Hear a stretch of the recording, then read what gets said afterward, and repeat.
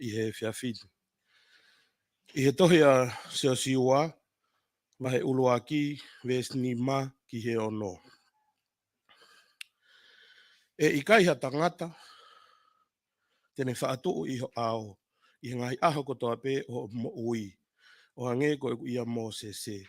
E pehe pe e ia te koe, e I kai te uwhakatukutuku I koe, pe si aki koe. Ke mālohi mo ke loto toa, koe uhi te ke tufa ki he kakaini ai whanua. Aia nā ku fuakawa ai ki e nau ngahi tamai ke foaki ki a teki nau tolu ko nau tofia.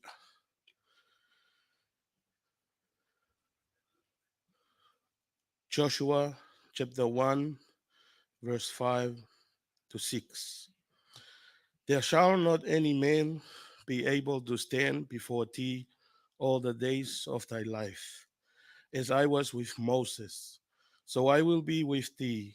I will not fail thee nor forsake thee. Be strong and of a good courage, for unto these people shalt thou divide for an inheritance the land, which I swear unto their fathers to give them.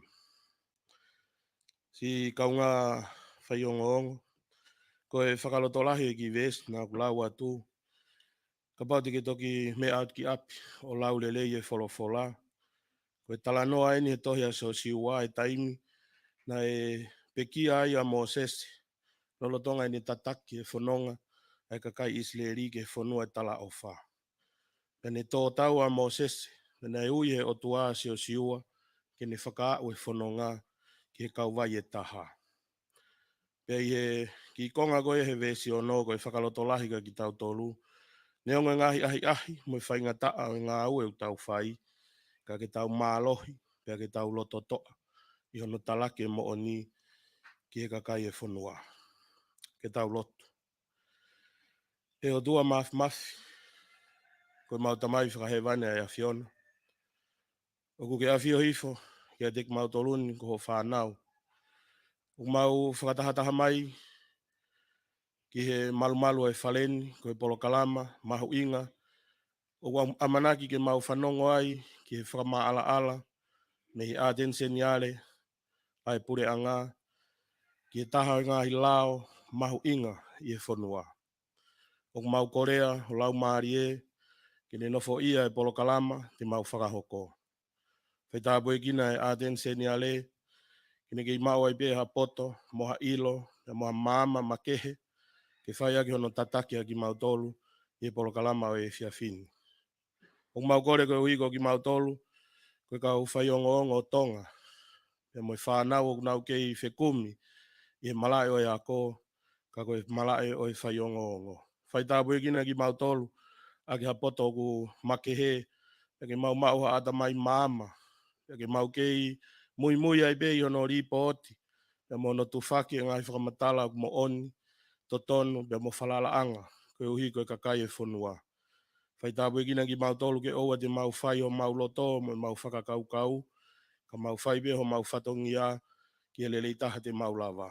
O mau kore koe uhi koe kakai e whanua, e mo ki nau tolu o nau mea mai ke polo kalamani, whai tāpu e kina whawho itu ki nau tolu. Mau kore whamore more, ke lahi moi hulu ngahi tō nou, ngahi whihala ke ukha mea tik mau tolu, whamore more iai ki mau tolu. Pe au ana tuku ke hoko, e mau ngahi whaianga halam, e mau ngahi tō nou, ke mau mamahi ai, kai whaki pia ngahi tāpua ke o whakatatau, e mo whina ngalo maa mo maani o ni, koe lotu ia pa mo e huok mau whai. I e loto mau lalo mo oni, e e huafa sisu kalaisi, amen.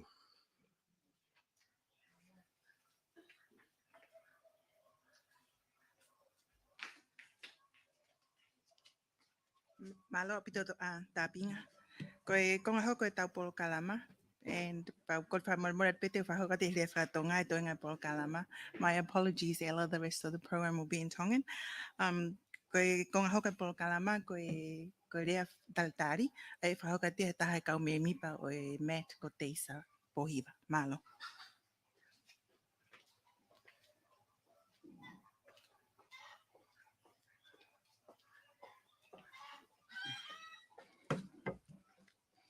Ko whatapaki he awhia e lau maari e maanioni e tau haonga. Ta ko kore ke u whamalmalu i he ngahi tala whakatapu kakato o e whanua whaatoutou hawhaki i he ngahi haoanga pēni. Pe whoki ki ona tuku atu i he hongo pe mai antai he ngā lope. Ka e tā mo oku ke u whakahoko ata ki i whatongia koe ni kua kouna ki a iau e taina. Ke whakahoko atu i he e whiaf koe ni a ia kono o atu ai tau rea tari. Ko e tō taha o ku whahoa ko te isa tokana singa. O kou toka ngā i ki ngā ue ko e Kelea Publications Limited ai ku ne whakalele ai le tio e whae mai hiwa taha poe nima Kelea Voice pe whoki ki he newspaper Kelea. Pe au mau me mipa i he Media Association Media Association Tonga.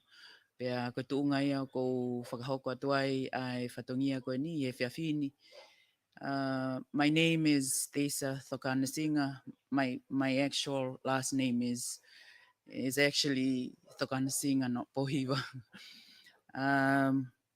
I manage the Kelea Publications Limited, which oversees the operation of the FM 91.5 Kelea Voice and the Kelea newspaper.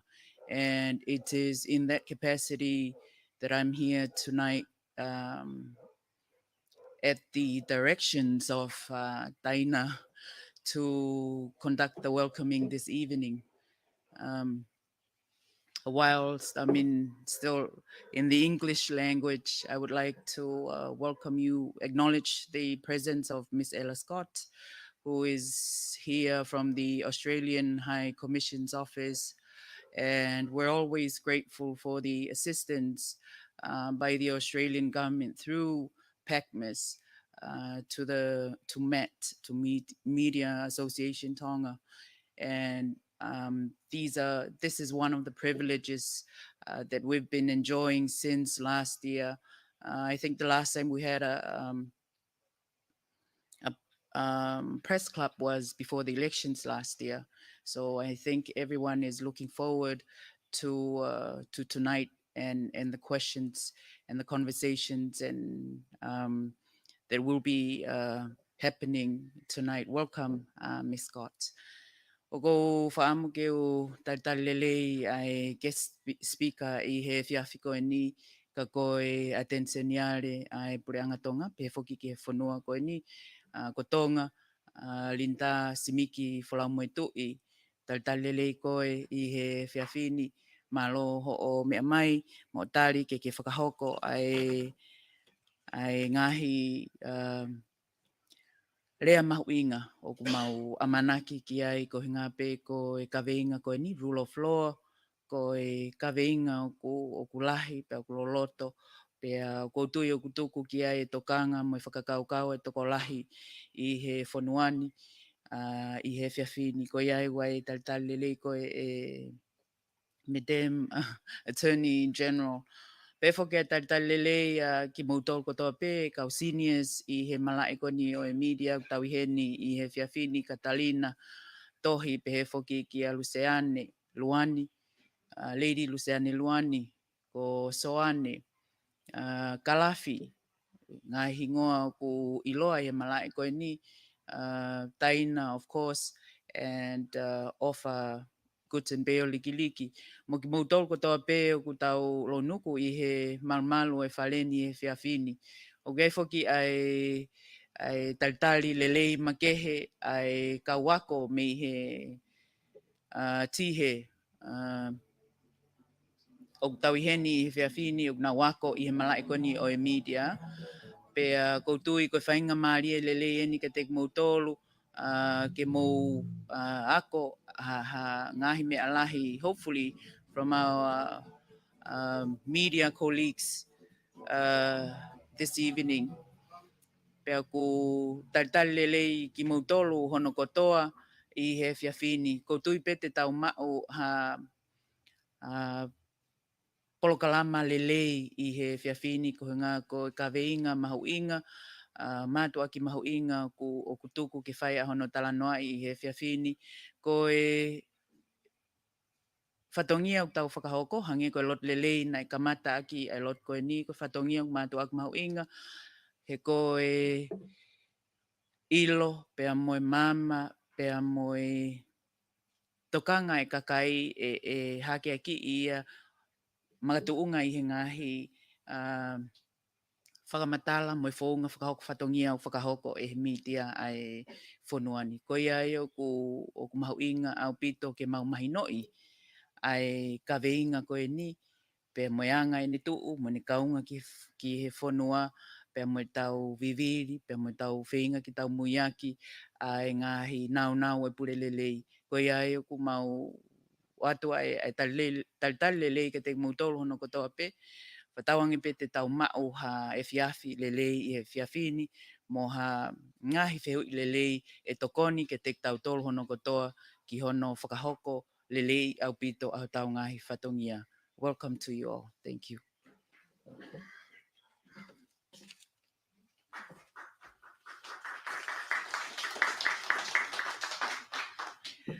Malo apito Deisa. Koe gimo batau hokat ke konga mahu inga taha tau polgalama he fiafini. O ko whima pe ke whakailonga mo whakamalo ia ai polgalama pekmes ai pureanga Australia. Kai ke ngata pe he nau tokoni whakaluku fua ki he Media Association. Kai tau te fito ki he polgalama o e fiafini. Mo lava whakataha mai tau tol ke whakawhainga maria I atalano ke ka venga mahu inga koe ni. Koe whatutu e tau polo kalama e whakaata ki he tau guest speaker he whiawhini ke whai hane talanoa pa ke whahane lea whekau aki mo e tau kawenga he whiawhini pa e tok osi ko ia pa toki tuku atewe ngai whainga maari e ke uwhe hui e whakahoko mai. Linda whalamo e toi. Malo au pito au mai he whiawhini mo whawhainga mai rei e ho taimi. O kai ke utu iawe o te fuwhia mau ke whaha talanoa ki tō taha koe ni, ta wasi anga mahen ko tō peka Linda. But Linda, koe tuku a te whainga maari koe ni kia koe whiawhi.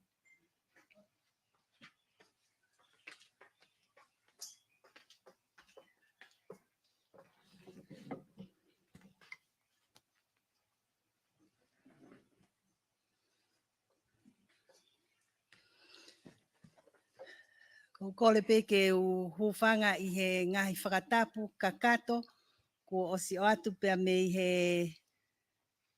wheitu laa koe ni. Kai tupe mua ki he whine motua tua koe ni ke whakahoko atu ai whatongia ko whakawhe iau I he whiawhini ke ulele mai o kaunga inasi pea mo kaunga vahe mo ki mautolu kau whai ongo o Tonga. Koe aho whaa koe ni o Sune, koe tau tolu e o tau ni, koe tau tolu e whakahoko whatongia I he lakanga mahu inga mo mawhatuki koe ni. Pea I he tau e tolu koe ni e kutu o wakai atu ki he tau e tolu ko hiri. Kono mo ni, koe whatongia koe ni, lahi au pito a hono ngahi pole. Ko whakau pako hea koe uhinga nau to oai, apply ai ke lakanga koe ni. Te au te he pe mahalo pe, ka whinangalo pe o tua, ke uheni I ha aho pe heni. Pea o kukau ai whengau e aki waofi pea moe mitia, ko o hoko ia, ko ha kai ke upehe koe pole. Ka o ku hoko ia ko ha mea ngau e mahu inga, ke ne whaka iwi ai, pea mo whaka whaire ata mai ai a ki mautolu, kai ke ngata pehe ofisi atensianiare, ka koe pure anga, pea ko whamalo atu ki atu ki mautolu, kau media. Koe taimi whakaosi na o whakautu ai, I ha o whanga peheni ki he kaweinga tatau pe koe media a Tonga, koe ki mua pea whakahoko I whiri. Pea nai toko si I pe ki nihi na nau lawa angi ki he ki he tau ki whiohi anga koe ni.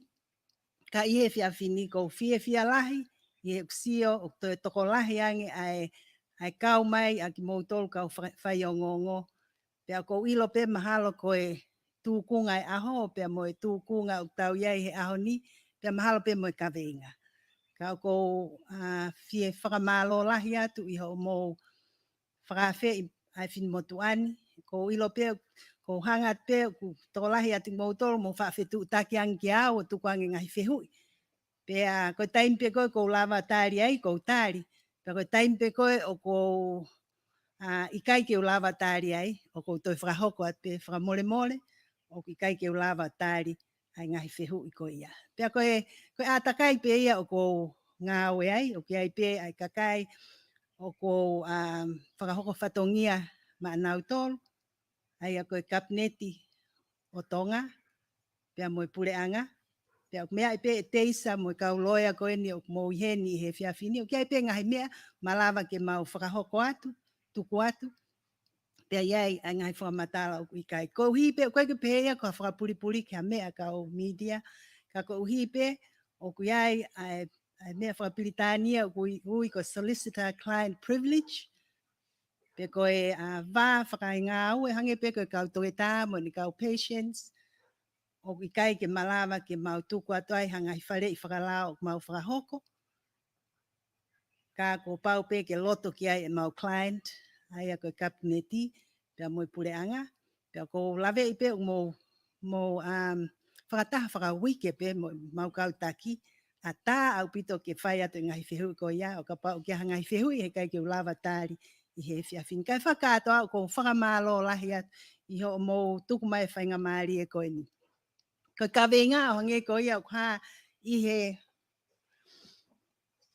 he ki slideshow koe ni and o si ai pe whemahinok ela. Again, I apologize for not being able to speak in English, but the presentation will be passed on to you. I will be giving my presentation in Tongan, but thank you, Ella, for being here. Aia koe kawenga, koe mahuinga o pule ai lao. Hange koe ia na oslave pe kia te isa, koe kawenga ia koe ni kuo. Hange koe lao, okfu loloto au pito, pea okfu whalahi, huwhangai whakatapu. Ka o kou whainga pe, kou hiko tōtaha na whetu utaki ange o kore ange o lere mai o whai polokalama koe ni, na ne whakahoko mai, ha mua whai ha o tala noa ki he hopo koe ni na whakahoko, whikau aku pia moe whiri, piko election petitions, tuk mai moha o whakamatala, whikau aki moha o ngahi whare i na whakahoko, ka makatunga pe whakamao pe ki he pure alao i he pure angani. Ko iai o ku whaka te whito pe o ku whaka whasi mai pe tau kaweinga, ki o ngāi aki pe ai ngahi hopo koe na tau toksi tua me ai, koe hae mau kaunga ki ai, ai a koe kuhinga a mau tolu, ofisi atensianiale, pea koe hae ai ngahi tūkunga, o ngahi hopo i he nea umai ki he ahoni. Ka o ku hulu iai i he ngahi whakatata te o atu ai mahu inga ai pure ai lao. Hange ko ia o mo mea i, koe uni ngaue pea mo ngahi uni hopo pehefo ki he ngahi ngaue whakalao ko toa pe o mga tuunga ia i he ngahi lao. Pea ko poni, te whenga pe ke whakaari aria, pea te whenga pe ke vave pe tau tala noa ko uhi ko ilo ko konga mahu inga taha ai taimi tari whehui.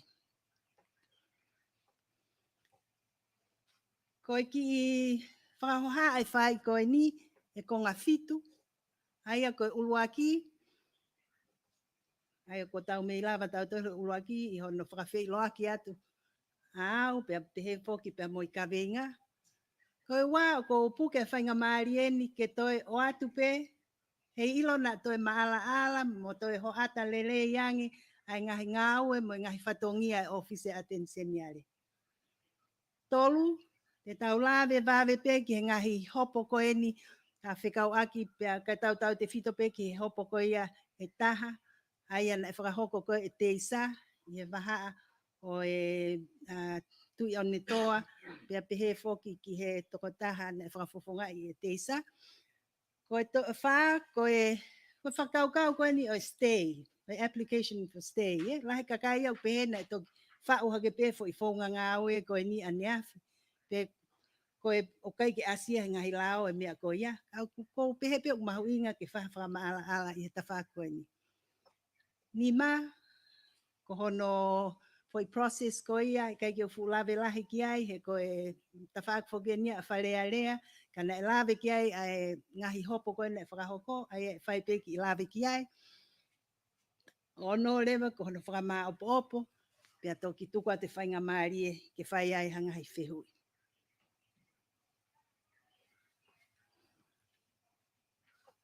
Ko tau ka veinga ko pure alao. Hange pe ko mo mea I ho eik pe mo ka inga. Ko mo mea mai ko na mo osi. Mea I ka no kato pe mo tolu ai ngahi tukunga ngahi hopo ko ni ko tau wa o ki ai. Pea mo mea I pe toi pe ai foi stepu e taha ke ni whakakakato ai ngahi stepu whakawhamauanga ai a koe hopotangi ai a e tok whakahoko ia ihe pe ofi ki he wike tolu pe whanai o siulai o tauni. Kono whakamaupo opo mai o ngahi whaunga ngawe, ngahi tutun whakawhamauanga, ngahi ngawe whakalao ko toa pe. Koe lao o hiri o taha I he ngahi uni lao ni kotoa koe tau koni stutoni.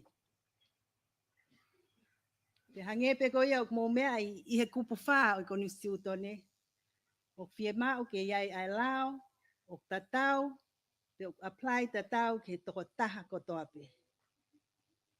I kai toi whai ke hei, ai no pere, nei he tua, pe koe mau lalo, pia pehe foki, ke kai ke wha o halao, ke toi whipaki pia moe lao koe ni.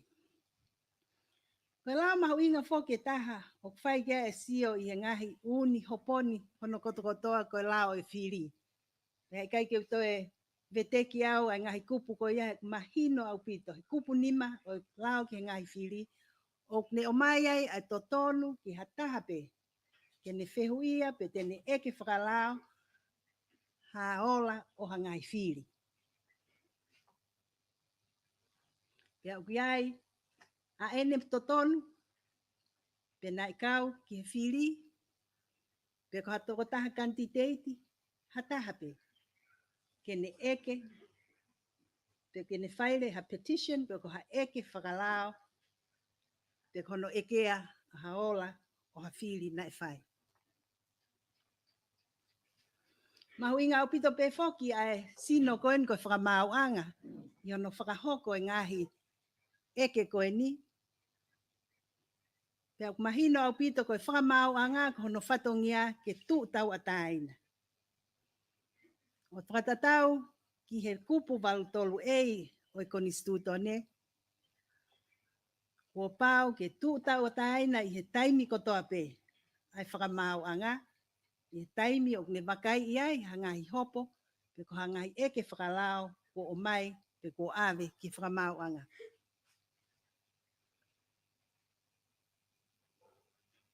Mahino au pito I e hopo koe ni ai tuifua te moe kaungai whakapureanga, tribunal koe ni kaungai whakapureanga e fie mau.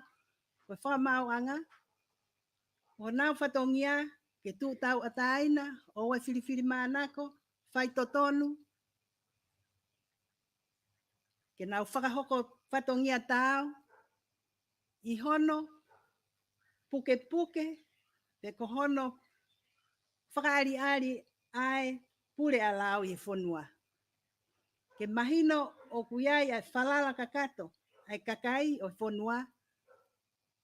I hono ihene whakahoko hono whatongia, koe tu nia pe koe whakahoko o whakamau tu totonu I whakamauanga.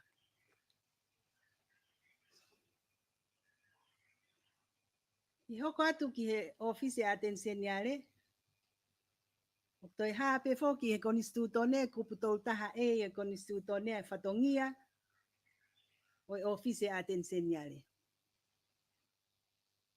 Ko hono whatongia ke ne whare I ko ia ai tau pehepe ko loea, ko whare I whakalao ki he kapneti pia moe pureanga. Koe ki asmai ai ko whare I whakalao mai kakai whonua. Ka koe kapneti pia moe pureanga.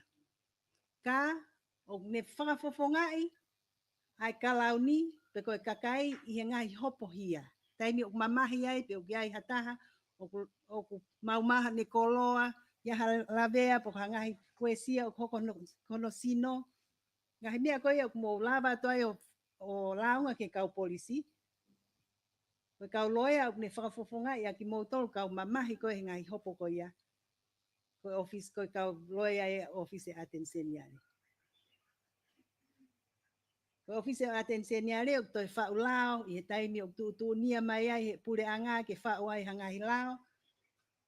Pea pehe foki ke mau whafofonga ia pure anga I he uhopo civile kotoa pe. He taimi o whakailo ai e hataha pe I he whonua, pe ko tongani, pe ko muri. Hataha I he ngau e whakapure anga, lolotonga o whakahoko e ne ngau hano whatongia I he malumalu e pure anga. Koe ofisi atenseniale, tene whakafofongai, ai pure anga I he ngai hopo pehe. Aia o ku whakapatonu mai pe ai ngai whatongia ke mau whakahoko. Lahe taimi o ku takuai social media ai hoko hangahi mea whakahia pe ko ha mea o pehe I Facebook a mo ngahi mea pehe heke kakai ko fe atenseniale o kai ke hawai o fai mai ha ne lea pe ko ha ne whakahoko hanga au e ke ngahi mea ko ni.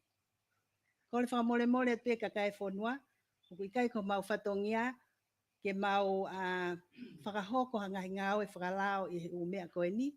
Tuku kehe ka pau koe whakailo e pureanga. Tuku kehe ka pau ko haolaunga ki he kau polisi pe iku ai ngai mea koe ni ki whare hopo. Ko taim pe ia te mau toki kau atuai office atenseniale koe whakafofonga e pureanga I hangai hopo civile pe koe whakafofonga a ki moutol mamahi hiri ha mowo o launga ki kau polisi. Whai kau polisi e whakatotolo koe koe kau loia mau ofisi o ku CEO holo whai whakatotolo ko ia.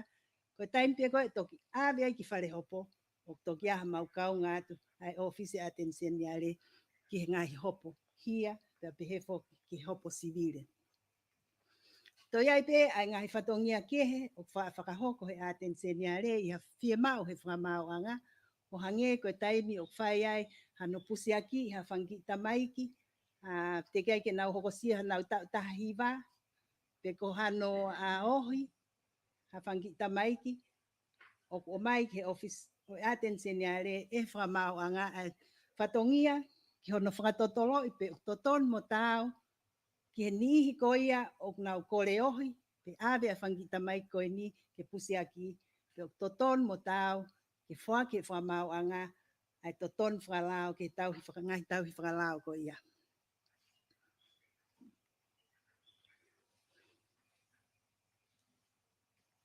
Ke tau hoko lewa I he taimini ki he ngahi koe case study pe taha whekau aki pea moe tau hopo koe ni I hono polea o e ola o e whiri ki he tonga tapu hongo fulu. Kai whakate fito ai hopo koe ni whekau aki pea moe mo kiu versus tui o ne toa pe koe keise na ngai whakangatonu ki ai a teisa. Mahina o pito pe o hange koe au mo mea I nai whakahoko ai whiri pea nai whai ngahi whakailo koe hi koe ngahi tuku aki nai whai ai ngahi totongi whakafufu. Pe koe totongi o whakatupunga a no whakaloto I ai hanihi ke nau whiri hanga iha whakafofonga. Ngahi lao koe ia o ku malu pe koe ngahi tuku aki koe ia nai malu ia I he ngahi lao o e whiri.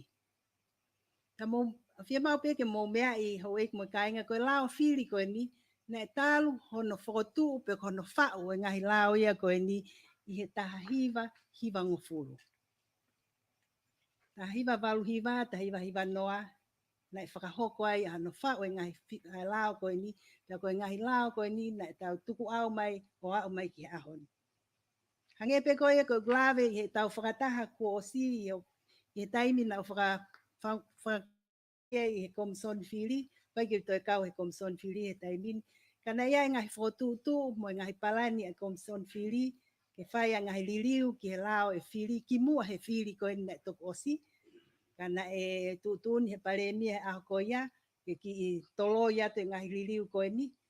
Pea koi ai, o tau kei whanonga mai aki, no ngao e aki, ai lao lolotonga, nai whau, i he tahiwa walu hiva, tahiwa noa o pasi, o tau ngao e aki. Ai koe tau e nia, e ua fulu tupu, me tolongo fulu e tau ngao e aki e lao koe ni.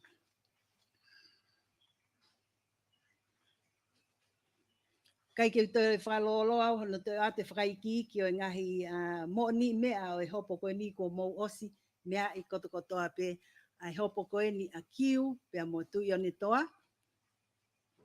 Ai nei whai ngai tuku aki, te kau aki pea mo tui o ni toa i he whaunga na ne toho aki i ai, hani ihi ke nau whiri ki a te ia, pea na e mahino, na e halaia, tui ani toa ko hi ko ngai halaia i whakailo e taha.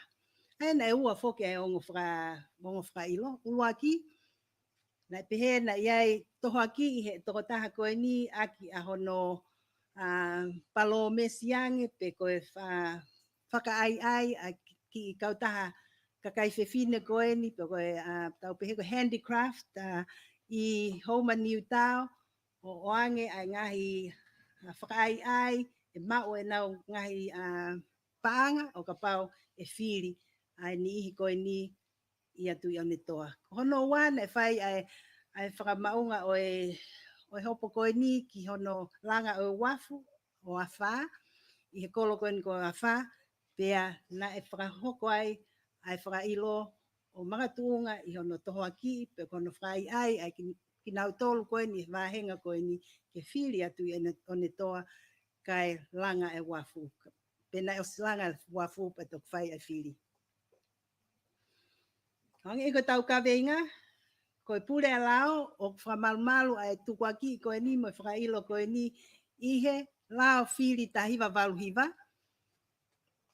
Pea hange pe koe ia o whakaiki ki atu ihe screen, koe ngahi ere me ni tiena, pe koe ngahi kupu i lao, aia o whakahoko pe o pena e base me iai, pena e pangatunga me iai, ai tuku aki i koe ni o tui o ni toa.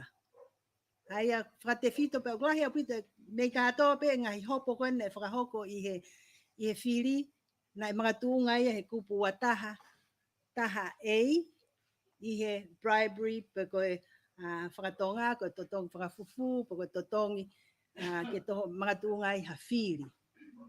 Aia o mahino au pito pea me he ngahi whalea lao o whakahoko hia i he taimi o whakahoko ai ha whakaai pe ko ha toho aki o ha taha whakahanga tonu pe ikai hanga tonu o ha nihi i hano ave ki ati nau tolu ha paanga pe ko ha mea ofa e he toko taha kantiteiti pe ko ha toko taha o ne whakafofongai ke mga tuungai a hono whakaai pe ko ha toho aki ai toko taha whiri ke whiri mai toko taha ko ia pe ko whakaai ke o ai whiri. Ai o kau ai paanga pe ko ha toi koloa ke he.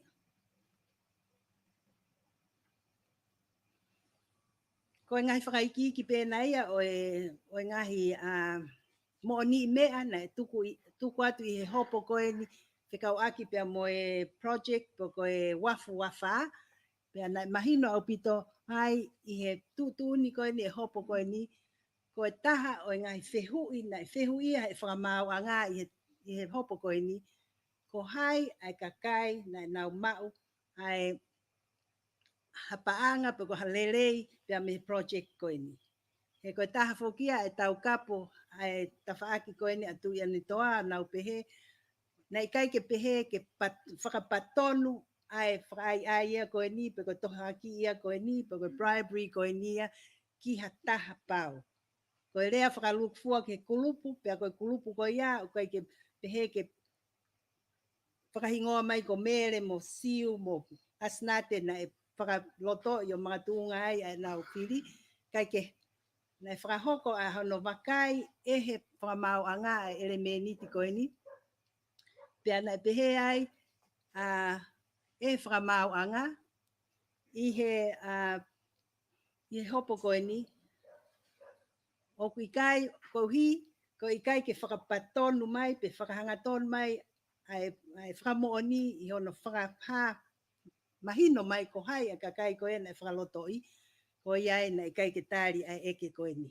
Taha pe ia ngahi mea na whai ke asio whakamauanga. Ko event koe ia i New Tau, again, ko na toi whai pe ai whehu ia whakamau, ko komiti koe ne kakai whewhine, ko ki nau tolu, na nau mau, whakahangatonu e ngahi tokoni koe ni. Matui whoko e komitia koe ne whai e palome siange e whakahoko pe o ate sirini pe na e toki whama i he whakamooni ta koe ne kei ke oange pa anga ia ko hipe koe ngahi uhinga whakawhare pa anga pe mo ngahi kai ke na ui he tokotaha whakailo ia ai kau whakamooni ke whakahoko pe koe me na tau ka vei i he tokotaha whakailo. Na iai ai falala pe mo amanak neong na kai ke oange sirini. Kana iai ai ele meniti toho aki ke nau fili pe ato ate sirini a mo pe oange pe kai ka kuo osi whakahoko ai fo i toho aki ko ia. Pe ana e mahino au pito i he ngahi whakamooni kawa lave mau pe he foki ke kakai whewhine na nau kau ke kulupu koe ni. Na e whakahoko ang ka nau tolu e whakahu wange ai paanga ke nau ngahi akau ni pia mo nau ngahi tohi talasi te akau memi pa. Na mahino au pito pe i he whakamoni te vita lave mau ko minista malolo ia.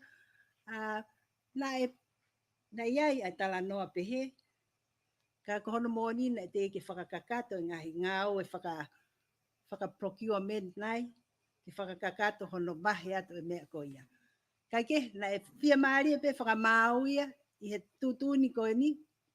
Na e ospai ai offer. Pe kohono tuku atu, pe kohono whaka-ari atu, pe whai o whenga ke toho aki ai tokanga, ai kakai koe ni, ai kau whewhine koe ni. Pea neongo na ikai ke mau e pāngai ki mui, kana iai ai ere meniti o toho aki. Na e whai ai sio e whakamau anga, pe koe tau pehe koe paanga koe ni, koe mea offer, pe koha grant, pe koha whainga tokoni.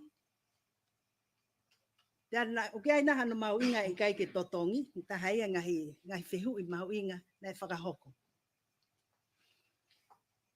Kana pehe e whakamau, i he whakamau opo o e ngahi ere me nitia ko ia, ne pehe e ia na kai ke whia maari.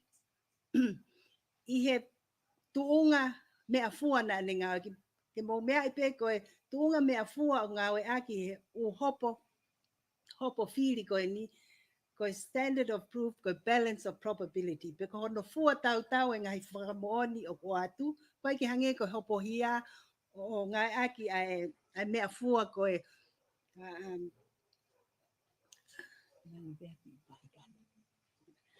pele o kai ko mea fua anga maheni hopo hia koe te whakamooni ta e toi vei ua. Ko mea fua i he ngai hopo whiri koe ni ko tau toksi tua me ai. Hono fua tau, pe ko whē i he ngai whakamoni, i he anga wakai whakaluk fua e whakamau anga, oku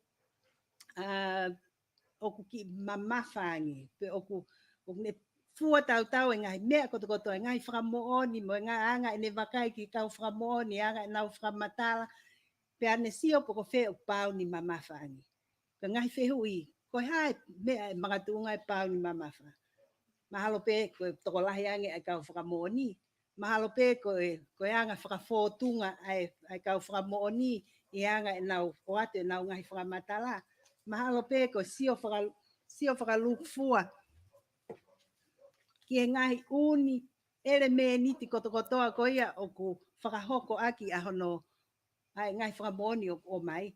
Ai a kua pau ke i he sio whakapoto taha ai whakamauanga ke ne fua tau e ngahi mea ko ia. Pea i hene pehe,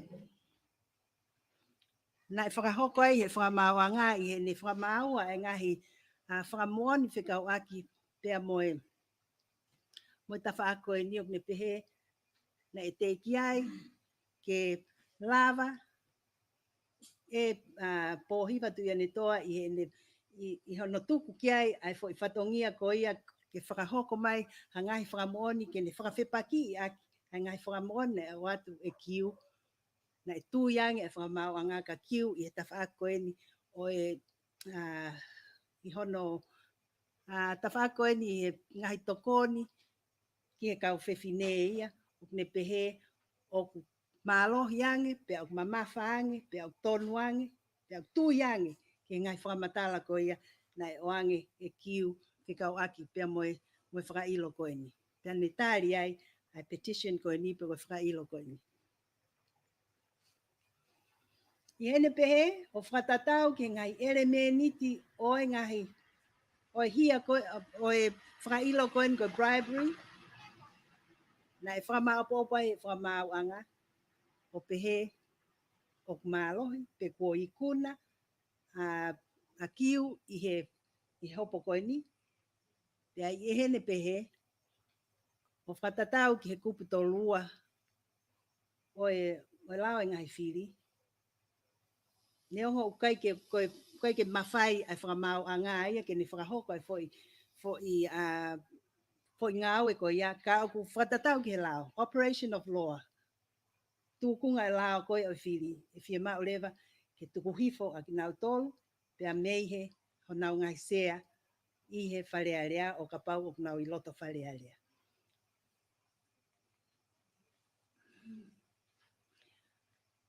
Sai koe au koe ni ki he, foi stepu koe ni ki hono whakahifo ai kau me mi pa, pe a meihe sea e wharearea. Angepe koe o ha i he kupu, ono, pe koe kupu ono e koni stu tone. Ko hataha, kua whamo oni ki he whia maari e wharearea. Na ane ngaoi aki ha whakamana pe ko ha bribery, pe ko ne tukuat offered bribes, pe ko tukuat ha totong whakafufu. I he tau mua, ko hono whakaai pe toho aki, ha nihi ke nau whiri ai. Kua pau. Ke to'o ha nau sea mei wharearea. Ko unseat, ko lea whakapilitania ko unseat. I he kupu tolua uluaki o lawa ngahi whiri. Kua pau.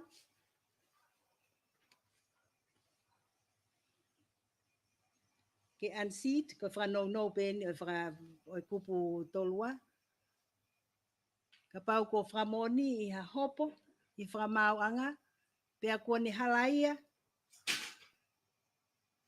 I he taha ngai kupu koe ni, ai au ka pau mō whakatoa ngai pe koe kupu owa na e halaia ai tui ane toa. Ka pau i ngai kupu koe ni, wataha owa pe wawha, te halaia ai, o pau lewa.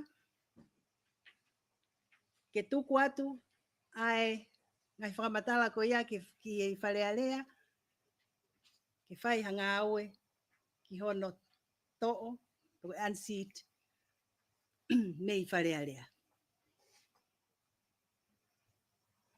I he kupu ngai lao pe nia whikau aki pia moe fo i ngau e koe ni. I he kupu koe ni e wharearea, lao e wharearea, kupu ono, o ne whakaha mai ai. Ka pau e pekia, pe whakawhisi hataha me wharearea, ko pau, he kai lewa ke toe tau pe totonu, ke ne kei maa hono sea,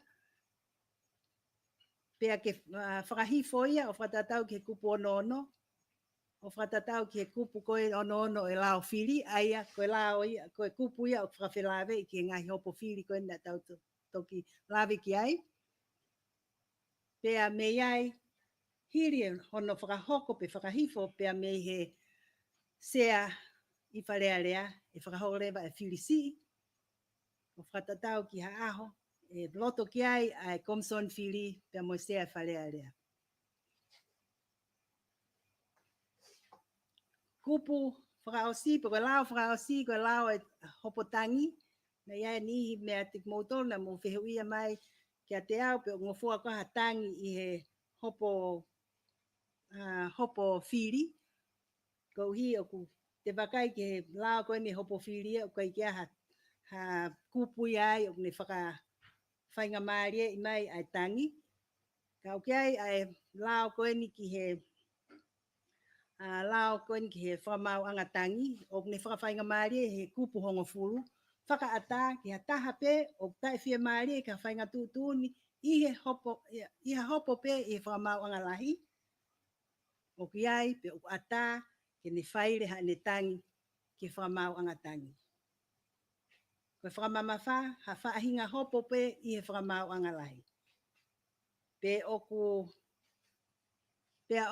I he maulau, o ku kau ai hopo koe ni, hopo whiri, koe hopo ia na whakahoko I whakamau angatangi, whakamau angalahi, pe o ata ke whakahoko hangahi hopo tangi.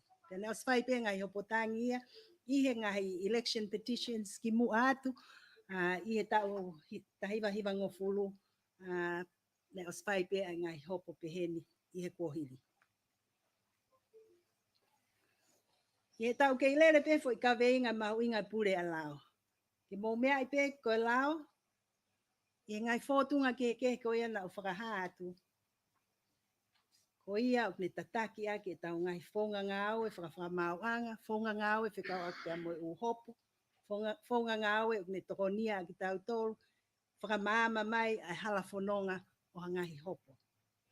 Sai koe ka veinga hoko koe stay of execution, pe koe whai whoke tāla ai I he nihi, lahi o nau pehe, nei kai whoke whai ha whonga ngāo e pehe ni he hopo a tapu pepe mo lavu, I hopo koa lavu. Koe hau ai mea koe ni mei whē. Mea ni koe toki fhoi whatu hake pe ia I he whamau, kau whamau hoi aho ni. Pe koe tok whatu hake pe ia, koe uhi koe tūkunga o tau I ai, he pure anga, pe koe hau mei whē. Whakahat pe e hoik moe kāinga, whatatau pe ki o kia ngahi lao, pe koe ngahi tūtūni o me hai, pe me tataki aki, ai ngāo e whakawhamau angalahi, pe pehe whoki ke ngāo e whakawhamau angatangi. Pea I he lao whika ua, oe whamau angatangi, tūtūni whika tolu, o ne whakahoko mai ai, ka pau o I kai ke iai, hangahi lao pe ngahi tūtūni, ko oku asi lolotonga I he tau ngahi laon, I tongani, oku ata ke tau wakai ki he ngahi lao o Piritania, mo ngahi tūtūni o hā I he tohi whakalao aia oku ngawe aki, e Piritania mo ngahi whonua o nau mui ki he whonga ngawe whakawhamau anga pe koe common law rules o whakata ia ke whai a wakai ke ngai tūkunga ko ia. Aia koe tūtūni whikatolu ia e tau Supreme Court rules, pe koe lao ki he tau whamau anga lahi. I he taim tatau pe, o whakaha mai he tau lao, pe koe tau ngai tūtūni koe ni ki he whakamau tangi. Ai tūtūni whikahiva, o ne pehe mai, tuku kehe. Ka pau e tūtūni he whakamau anga lahi, e kai hoko ai te tangi, ko ha mea ia ke taofi aki, pe stay aki, ha whahinga tūtūni o whakahoko I he whakamau anga lahi. Aia ke whaka no, Ko application gon ke stay po ko kore ko ia ke ta ofi whakataimi hano hiri whaki hanga hai tūtūni ai whakamau anga lahi i ha whainga tūkunga pe. Ko pau ke whakahua atu e whakafofonga lao o toko taha ko ia ne fie mau ke ta ofi whakataimi ai tūtūni ko ia. Kai oua kua whakahoko pe whakakakato ai tangi i ha hopo o te tai fie maari ke ola ai ana e whakahoko i whakamau anga lahi. O kai ke uhinga ha te tangi pe i ha hopo ke pehe automatic ai hano ta ofi hano whakahoko ha tūtūni. Tau pehe hange ko tūtūni ko ni nai whakahoko i ngai hopo hopo whiri ko ni ke pehe ko halaia ki he bribery pe ko e tau pehe ko e totong whakafufu ko iai ko pau ke unseat te to'o a hono sea me whare alea. Koe ke uhinga pe te whakahu e te tangi, ko hi ko e ha te tai fie maari, i kai koe ke whiunga e ko pau, ka pau te fie mau ke ta ofi, hono whakahoko e tūtūni ko ia, o ua e tangi, pia mo te whairea te mea kui ko application to stay of execution. Hono ta ofi, ha toe ngahi tūtūni, nai whai e whakamau anga lahi, kai oua, ko lava ai whama ai hopotangi i whamau angatangi. Sai te uki lau wawe pe wawe taimi ka tak whamole mole i he whamatala lo atu ke ngahi lau ka mahu inga o pito pe ke whai a hono mahu ke mo meai pia mo mahu inga maari e ngahi lau pia mo pule a lau i o tau whonuani i he taimi o apply ai i ha ngahi mea whakamau anga. Ko fofua kore foki na whakahuat ke whakamau anga whika aku mo u hopo koe ni hopo whiri na whakahoko ia e toko taha moeaki versus tapu eluelu. Aia koe hange ko glave ane nai o whatatau ki ngahi tūtūni ngau e whakamau anga lahi pia mo whakamau anga tangi na pauai ke whakahu e moeaki a ene kore ke whakamau anga ke ta ofi mea kotoa pe pia pehe fok pia whakahuat whakataha pia mo ngahi magatunga ene tangi ke whakamau.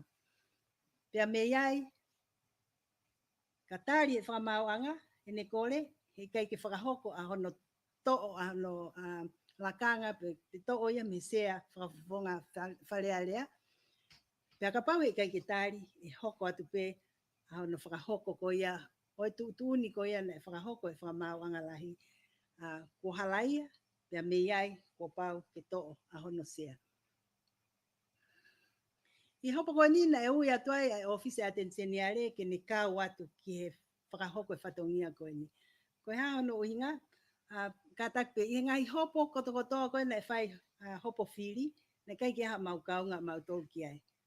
Hange pe koe ia koe whakatala noa atu i he kamata anga o mau toki hupe ki whamau anga, ko ha whakafofongai o e pure anga, pe koe whaunga ngau e koe ni kapau huiat mau tolu e whamau anga ke mau lava atu o hoko koe mea kui koe amicus curiae pe koe kau ngā mea o e whamau anga, pe koe tokoni, ke whai pe ha tokoni ki ha ngahi mea whakalao o whia mau he whamau anga, pe ko ha ngahi whakotu te mau tukuat, kau whamau muri whoke ni koe ni, pe au kia e ngahi uhopo ia, o kai ke nau fu meai, pe au nau hoko a no uia te atu mau tolu koe tokoni pe, i hono whakamaala ala, pe atuku atu ha mau viu, pe ko ha mau whakakaukau ke tūkunga o e keisi takta.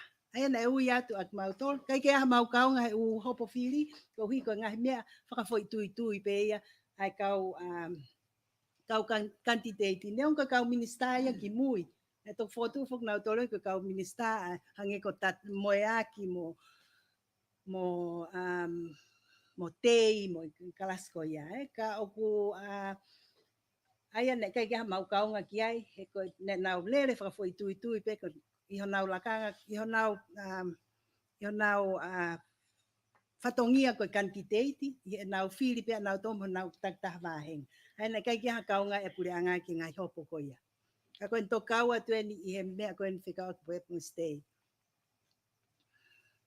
Ange ko ia mo mea I pe ko tukua te foke utun wha mau anga ka ki to lawe lahi kia ka I taimi o whaia e sio e wha mau ki pe oangi pe I kai a stay o pau ke sio ia ke ngahi tawha ki he kehe koe ni.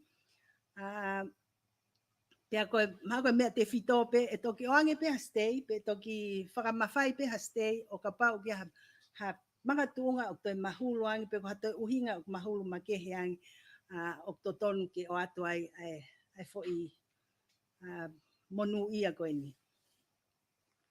Kau ai pe foki ai taha koe ngahi mga tuunga ia pe ko mea pe ni teisa ai sio koe e whakamau anga pe ngari e successful pe malo hina ia ngai mga tunga fefeka ai tangi ko ni o ko whakahu whatahat mo stay ke mga tunga ai ha pehe o toton pe ke oange ai fo monu ia ko ni pe neongo ngahi tau kapo ke pe ko ngahi whakahu atu ngahi submissions ke I tafa ko ni ka I he tutuni au whangatu ko e whakamau I mean na ni pepe neong hang whatata pe ai hopo ia koe na whakamau I pe tui whakamau lahi pe fok na ni whai ai sio ke ngai mea koe ni.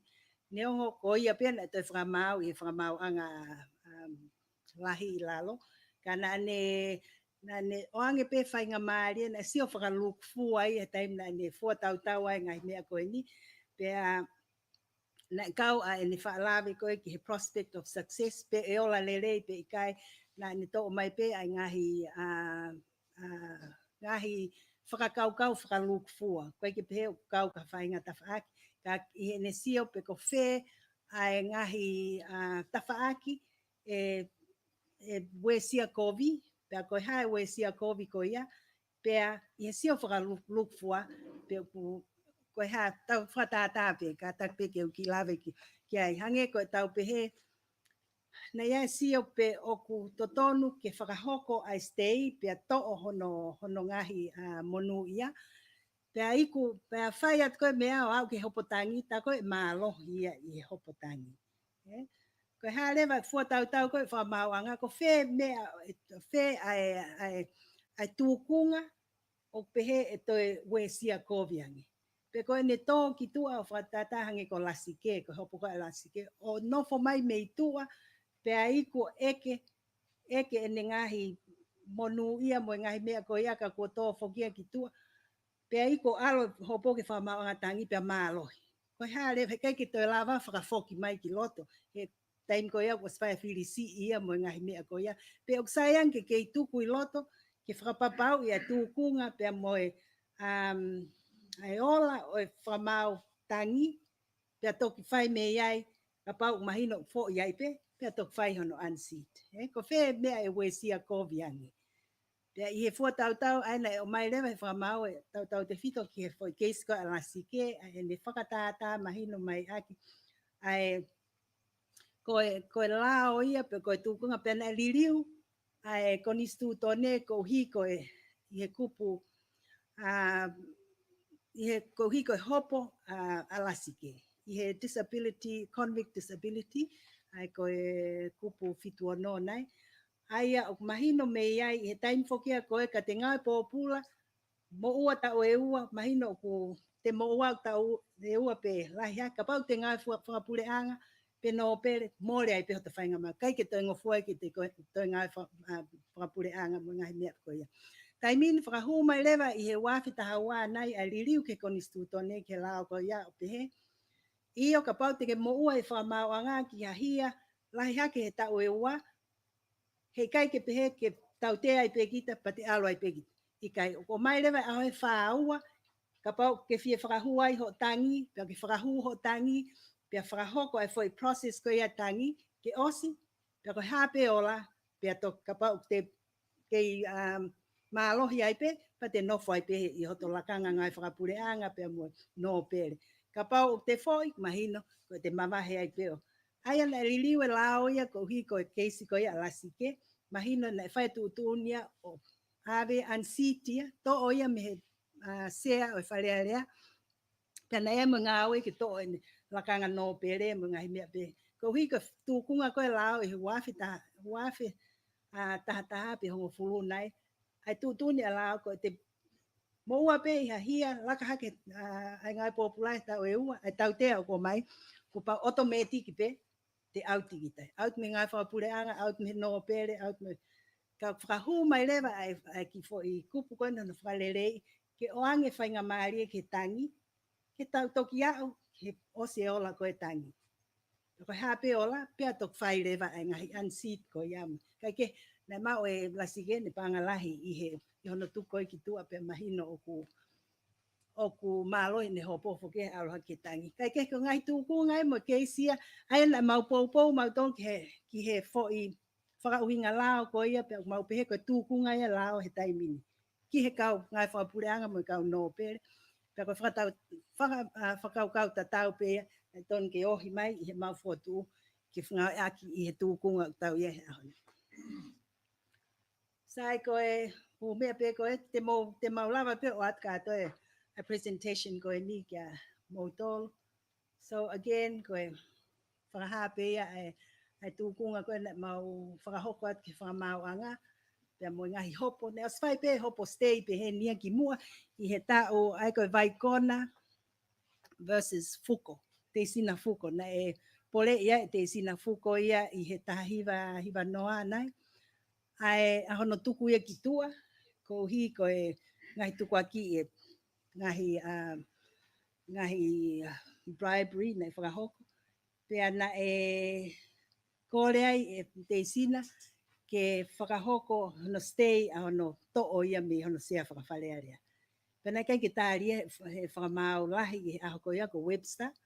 Ko hina e whakaukau Webster ia i he taimi koe ni. Ne kai ke hange koe ngahi hopo koe ni ngahi aho ni. Ne kai ke pehe ke tala pe tu ni pia whai lewa he kau whakafofonga. Ai pia whai lewa e te sina. Ai ne kore ke whakamau anga ke whai hane tangi, pe ai hane application to stay. Ne ose mai nei taha. Male mo oa te sina te o mea ke he pea. Pea toki whahua te ne tangi, ose ne whahua ne tangi, pe toki whahua ne application to stay ia, ose mahi nei uai me tala tūtuni. Ka pea taha ngai mea nei fua tau he whamau. Oh, pako taimia ko ia nei ke whai koe whiri whafofonga ka kai toko ua pe me haapai. Tok whai poke liri ue wafi hongo furu.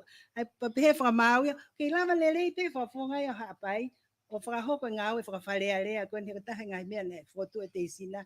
We sia lahi au pita ngau e haapai he koe kia whakafofonga. Anyway, nei kau ai ne toto ohi koe mo kai ke whai rewa, ke whai mo make his application for stay. Pea nei toi pehe whamau lahi ia koe ia. I he ne whakau mo ne whakauhinga lao ana. Ne ongo peka unseat, pea tok whai ne appeal o mālohi e to la peot whakafok mai. Kai he mau makai a mau tol pe nei tuita tau pe mo whakamau anga lahi i ahoni. Ko taim pe go unseat ai he kai to lava whakafoki mai. I he kapau unseat e kau mea koe. Nei ke he whakau e website i he wafe tahi hiva ngofulu. Na ni pehe ia i he ne whakauinga e ia lao ia.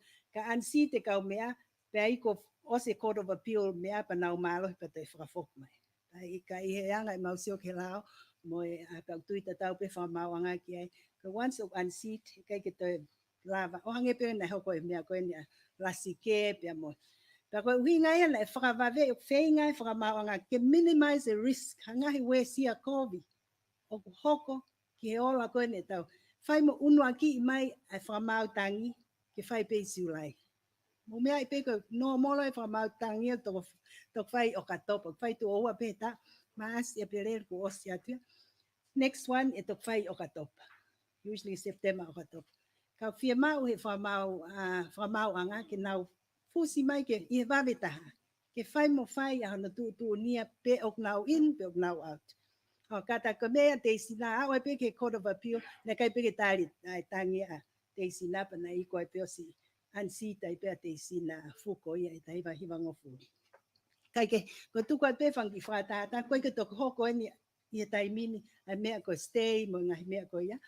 nei hoko I pohili ko e mea ko ia lasi ke na kai ki apply ia ki ani stay mahalo o ki ke hangi foki ai lao e matutun ki falealea I he taimi o pansita sea ko pau ke whakafon pe ke whakahu hata haia ke hoko ko sea within 7 days I loto I aho fitu I he ngai tutunia ko ki he sea falealea haia ko hui mahalo pe ko ki taimi no na kai ke te whakaukau a honorable lasike ke te whakahu ata hane stay ke tu maus ke maintain status quo kana mi malava pe ka pau na ni whakahu kai ke ko ngai mea pe ai ka whafunga lao mo anga nau whare I pe mo tala noa mahino mo nau kau clients. Ios katak pe ko ngai ufa matala I pe ke stay mo la pe ke mo toki lao frate pau aska to pe ni he tutun ni from mau anga ai mahalo ko Iyo. Ako mea pe taha ko fie whakahoko atu ko ko taimi ko ia o te mo uai I he lao whiri. Ko whai step hoko unseating ia whai rea rea. Ko whatatau ke kupu ono. Hai ko pau ke o mai a certificate of conviction pe ko certificate ko me whakamauanga no talamai ko halaia e toko taha ko ia ki whai rea. Ia tuku atu ia ke whakataha whalealea. Pea koe whai whakalea koe whakapalangi o mahu inga o pito ko whi mau pe ke tuku atu ki mo ki ati mo tolu. Kua pau ke whie maalia ai whale. Na e whakahoko hangahi whakamanamana pe ko ha whaka brides, whaka tatong whakafufu. Ki he tau mua ko hono whakaloto I hataha ke whie.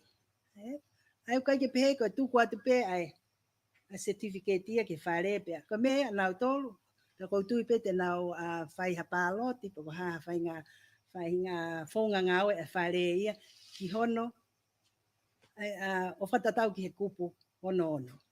Ko mea pe hono wā ke o ku hape I he kupu whanoa, ka pau te halai pe o ku te moua I he o kawai bribery, ko pau ke ko tokotaha ko ia, ko mo e whakamao ngai kai ki te ngofua ke whiri, ke kau I a whiri, e whakahoko I loto ha tau e nima hoko mai.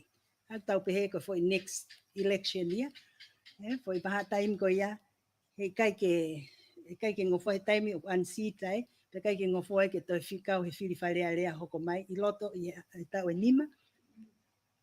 Ai ko mea mahu inga o pito ia, pau ke manatui. Sai koe katoa pe ia o ngahi lao o ku tuku at pe ke hulu ia pe ho ek mo kainga ai ngahi tuku ngai lao pe mo mahu inga koe ke mahino ai process koe ni pe ko ilo pe ko mea fo I he lao e kakai toko lahi koe area fo wen pe o ku kai ke fu mahino ai ngahi mawhai pe mo ngahi whonga ngau e o whakahoko. Ka koe ne tu uia koe ia I he taimini a lao pe mo ia ngahan whakauhinga I he whakamawanga. Ka koe hange koe ia koe glave anai o toi fo step weta. Ke whakakato aki ke kakato ai historia pe mo tau pehe ai tau tala noa I koe ni ai ngahi hopo koe ni I he whikau aki pe mo whiri. Ko Court of Appeal, ko pe ko hopo tangi, e whakahoko ia I siulai. Pea ko taha nia ha mea tau pehe whakaofo. Ai whenga koe, ai vave ko no toe tu nia ke whai ha hopo tangi. Ko hui pe ko mahu inga ia e whakamau anga, ke whai mo whai ha tu ni pau, ki he ngahi, ke process to ke whonga ngau I koe. Mau mo mea I pe I he lau e tu ni o kia ngahi whotu.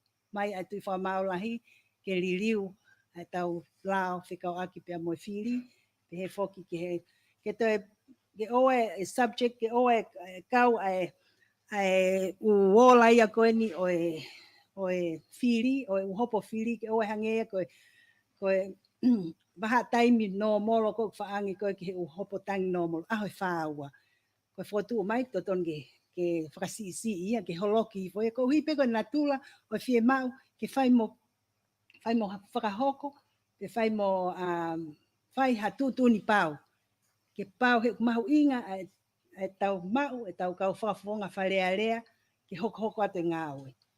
O ki tau tōna e tau whire kakai ko ia ke hoko atu ngāwe ka kua hoko ai ngahi waha taimi ko ni tutu nia he lao mo ngahi processes ko nia ke ni hoko ko mea o ni whakaloloa pe ne to ai ngahi o ne create ngai risk ai ngahi mea o malawa ke to ai e tau totonu whakai kakai whiri o whanua o tau expect o tau sio ke tau kakai na tau whiri na whakahoko i ngāwe ka ko hui ko vai tua e whatongia ia ko hui ko ngahi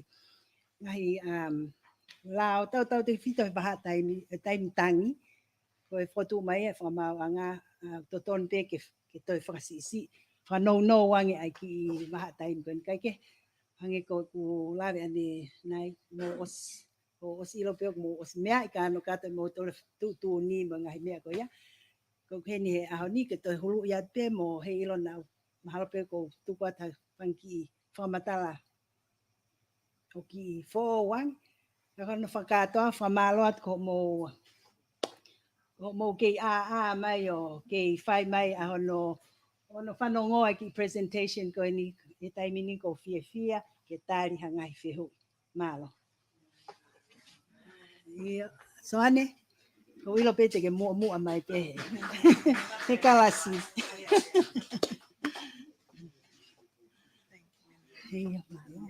So long. So ane fra more pe fima pe ke fra malo ki atensianiare fra ala mahino he kavenga mahu inga ko ni ka ko konga hoko leva ko polo kalama ke fehu imo tari fehu ya atensianiare o ko koreat ke kalaf moala ko veteran journalist dia ko me mi pa i he media association ke kata ki mai o facilitate e foi konga ko ni malo apito.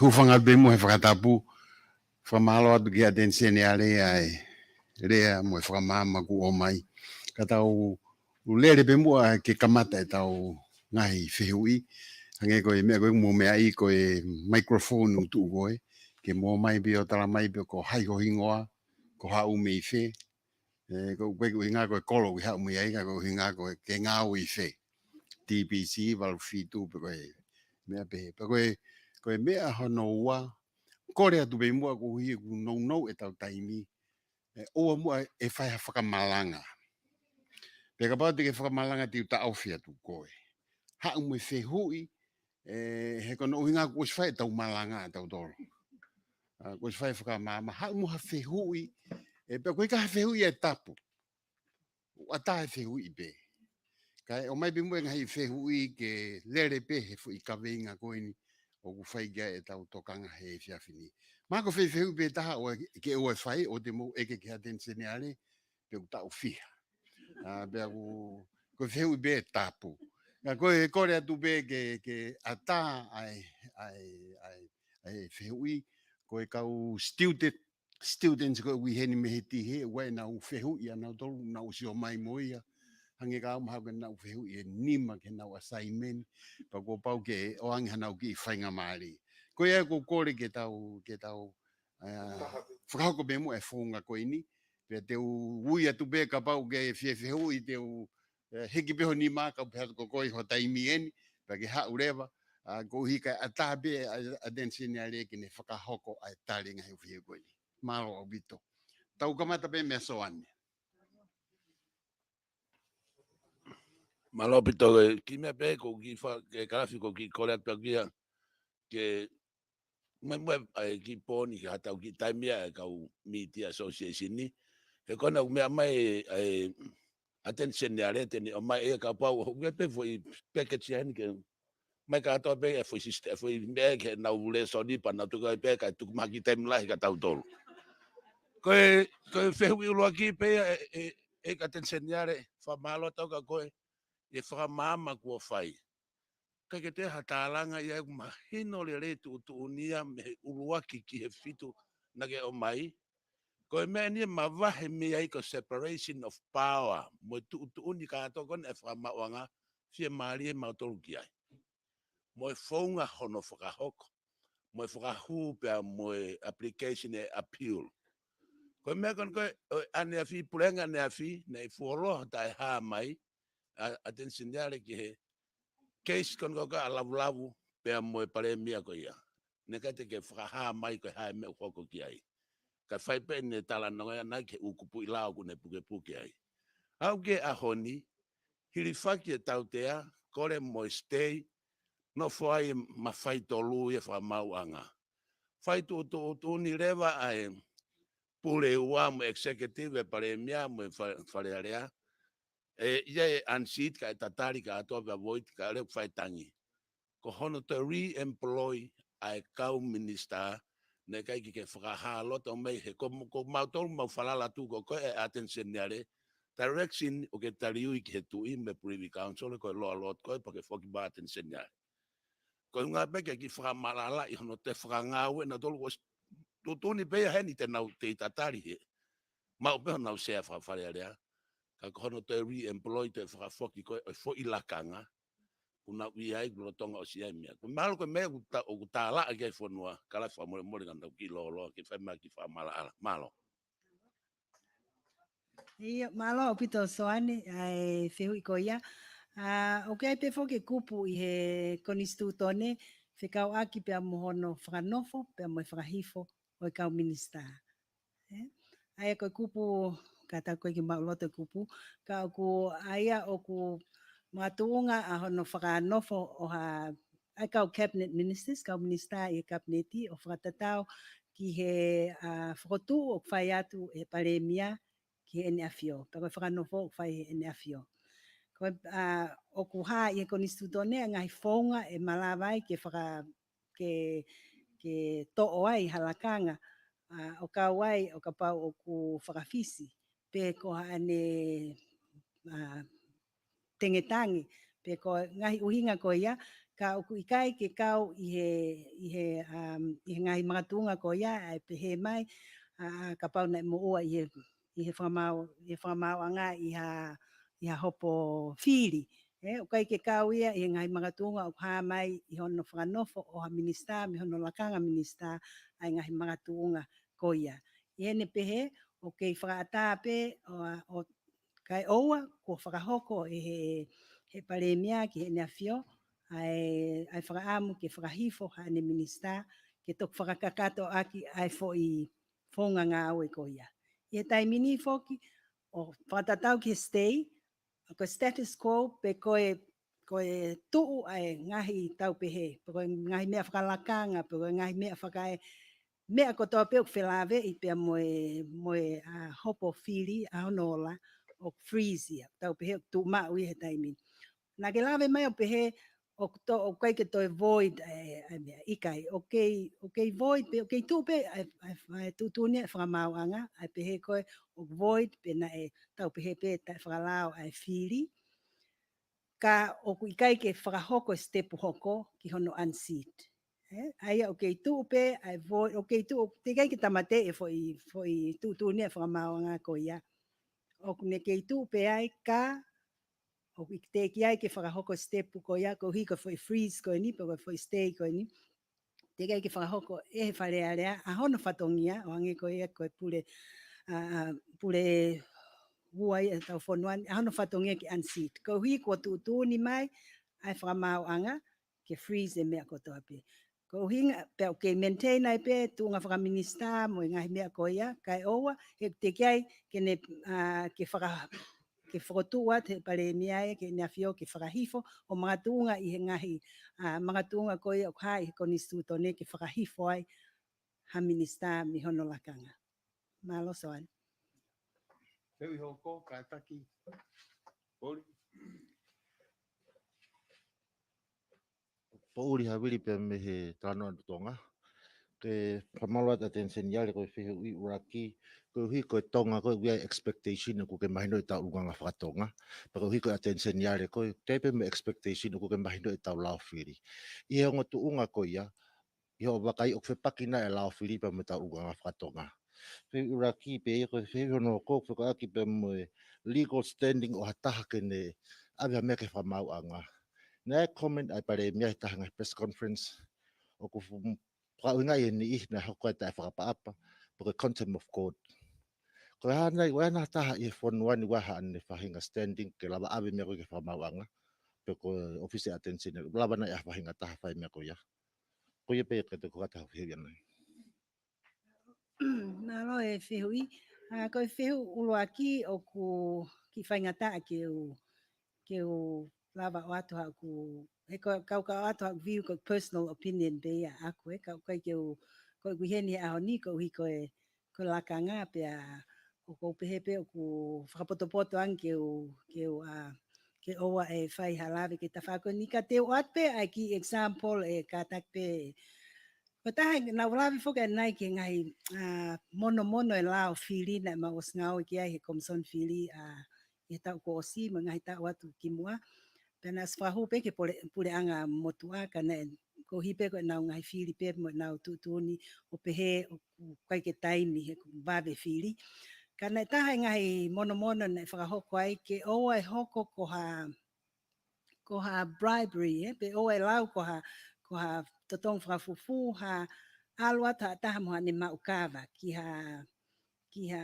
fai kava ha I loto I mai na tolu ko npa tok fai fili ke o lau ia ko pe ko e fai ha ki fafanga he osi ha tau pe he ha lea ha toko taha I ha ane lea ki ha tau kavatonga pe ki ke o ai koe ko hinga ni ka kai pola me ka fai ha ki fafanga ko na whakahonga I o mai ka kai ko o me na fai sio ke ngai tu kunga pe he ke tari mua I he liliwe lao ko ke o lao ia ko totong whakafufu ngai mea ko ia kai ke ko e na iai ai sio pe he ngai liliu lao na ngai mono na foto atu kan hanga glau na kai ke o fale ale ai ko e whaka maapopo lea ko whenga ke whakatokanga e tau ulunganga whakafonua ange ko whai kawa pe tau pe ke whangi whawhanga ko whakahoko ke o ai hoko e ko ha mea ke te halai ai I ha whainga tūkunga pe kai ke na te ke tari fo ke whalea lea ka na ia e whakau pe he pe ko I wape I ha o whehu I whakau ak pe mo e legal standing I ha hopo pe ko hopo whakawhiri Te fito pe ke case kun na hoko na si whakaha whakamawanga whakamoni au ke whie maare whakamawanga halaia ke lao kana mea me pare mia pe he nau tui na tore na whiunga whakamooni pe ako ia I lewa ke he sio o ku whepaki na e comment ai pare mia pe mo whakamawanga hoko na hatai whakapaapa pe ke pe fo ke viko ko whiu I ko hai we ha ni legal standing ke alo whakailo mea ko ia ke o mai halau e whakamawanga Wa ilo e lave ko e palemia ko ia matui fo ka whawhaka ilo ko mautol te mau tau kapo e mautol e palemia ai ko atape ka tahape wesia I he fo ilau ko ia ka ko e ko hiko tunga o kiai ko palemia ko ki mautol e office attention ale te mau tau kapo ai palemia mo ni kapneti I he ume fra civile Lala.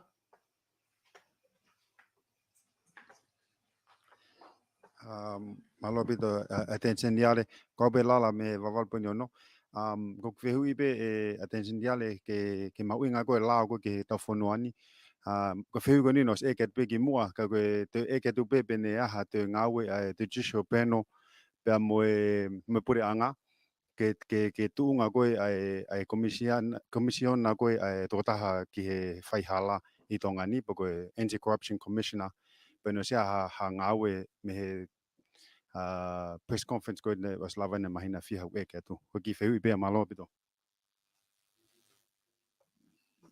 Malo pito lala be he tunga ko ya I kai te kia ki te whakahuang ya ha mea ki he judicial panel pe kau ak pia ka veinga ko ya ka ko ilo ngau I kai pureanga hai executive ki hono whakahoko mo whakakato ai ngahi ngau e ko ya ki mua pia toki whakahoko hake ki he panel malo.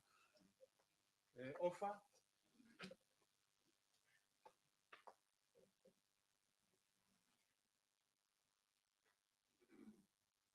Whamalo at ki he attention yale, ko whehu I, au, ofa gurumbau liki liki, ki whinu motu a whai ako be me he tihe, pea ko tui pe ko tuo as a role model so you can come up after me. Ka tak pe attention yale ko whehu I ki he amicus curiae pe ko e friend of the court.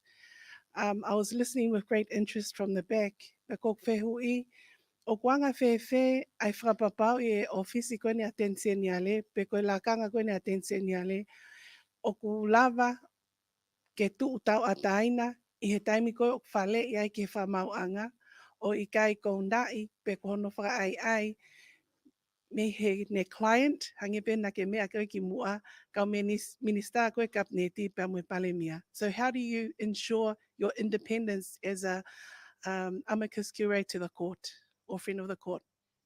Malo pito ofa ko e whehu I mau inga pen, pe ko ua ki pe o ku ne ke whakahat pe ne kai ke whai ha whakataha ia pe whetu taki pe mo ku clients ki mua pa o lele at ki whakahoko whatongia koe ni. Na o mau pe ai tala me he whakamau anga pe o lele at pe whakahoko whatongia. Ka o ki ai whalala koe mau submissions o whakahoko o peisia case law, o mea na e hoko ki mua, ngahi lao pe mono whakauhinga I o e lao o whakatatau ki he tūkunga o ku mei tatau pe o tatau pe mo faxa. Na ulawe fo ke case ka vai kona pe mo fuko pe he fo ke ne ia case lasike ko case ngahi mea ko to ko ia ku mga tunga mau whakama po mai mo tuku atu ke whakamau anga ai ngahi mea o mau tui o toton ke apply I he whakamau anga. So kai ke pehe ke pesia I instructions from our client o pesia I ho mau whatongia whakapalo whesnare ko whakahoko e lao based on case law pe pehe fo ke u lao I Britania Australia o na tuku atu ke whakamaonga ka tu ni au whangatuku o whai pe ia me he whakamaonga. Kai pe fo ngata ia mautoro ia kau loya e tōtaha kore po e appellant pe fo ke respondent o ki ai mo nau kau loya nau toro ngahi foko tu lao mo ngahi mea ko ia tuku koto ai ke whakamaonga. Kai ke pehe ke tuitaha mai pe whakamaonga e ki au pe ko ki hawhai ko pau ke sio whakalukfua ko hai mea lere whakalukfua I case by case. Malo. Ke tau whakahau mai mua ha taha ka student. Ka bebe ke a fui whiu I ua manau to. Osbenia ba te hoku mo ta. Malo pito e ma'awhenga Māori e, ko whiunga ko Ila Isane pia mi he Tonga Institute of Higher Education. Ko ki whehui o kua, ka sebe ka pati o toa whenga Māori a viri soni, kau e ka tau ki whehui. Ka tau koe ko rak whehui e Attorney General, ko whea lao o asiai a to tonu ki a taha ko o si whakahala iai ke kole, ke stay a hono whahoko ko ia hono tautea. Pea ko ki whehui hono wa, it's related to the operation of law, e kupu tolua, hange ko ia na ke mention. Kua pau ke unseat, ka pau ko ne halaia. Ko ki kore pia aku regarding ai whai kupu ko ia, if you can ki in depth si si mai pe ko ia ki he ku mahino ko ia ai lao ne whahoko ko ia kono unseat ai ihi ko ni, pia mono ave ko tut uni me whamau anga ki he whalealea. Ko ia pe malo o pita. Malo pito whikawak pe moho o whehu I uruaki hange pe koe na ulawe kai ko whe ai lao o asia I koe ai stay pea hange koe ia ko ulawe ade nai o asia I he Supreme Court rules ai whamalmalu I he lao whamau angalahi pea pehe fo ke Court of Appeal rules na ulawe pe sepe toki ate question presentation rule whika tol mo hiva ai o ni whakaha mai ko e taimi o ko ikai ke hai I he tau lao hangahi whonga ngau pe ko ngahi tutuni ngau e whikau aki pia mo ha whakahoko o hangahi ngau e whamau anga lahi pe whamau anga tangi. O whai rewa ai sio ki he mea kui whangapiritania ko Supreme Court rules pe koe white book. Koe text koe ni o mai ai ai ngai tūkunga. Ma tui whakatonga ni tau ke develop e tau lao e ngai mea lahi. Ka ko whamaman lahi ia, especially under common law, pe mo ngahi lao koe apiritania. O ne tataki mai ai ngahi area kehe pe o kau ai stay application for stay. Ai whangofua mai he lao e tau lao i he Supreme Court rules, pe mo Court of Appeal rules ke tau whakahoko e tau ngau aki ngahi lao ko ia Piritania pe ko ngahi tutuni a Piritania i he ngahi tūkunga pehe. Pea ko e wape ki ho o whehu i ko ia whekau aki pe mo e te whakamaalala te kupu to unseat. Aia ko e taimi o ko whahamai he lao whiri ka pau o ku whakamoua i kita. Whekau aki pia mo e moha hopo bribery, o kau e bribery. Kua pau ke whakatai aonga i ai whiri ko ia. Pea whakahoko a hono whakahifo. Ak nau tolo o ka pau ki loto whalea rea mi o nau ngai sea. Sai ko e tūtune whamau whiri. Ai lao whiri. Ko step hoko le vai o haia i he konistutone. Ai ko step ia ko hono whakahifo ko i whalea rea. Ai ko pau ke o ate certificate pe ko e tohi whakamoonia me whakamau anga ki whalea rea.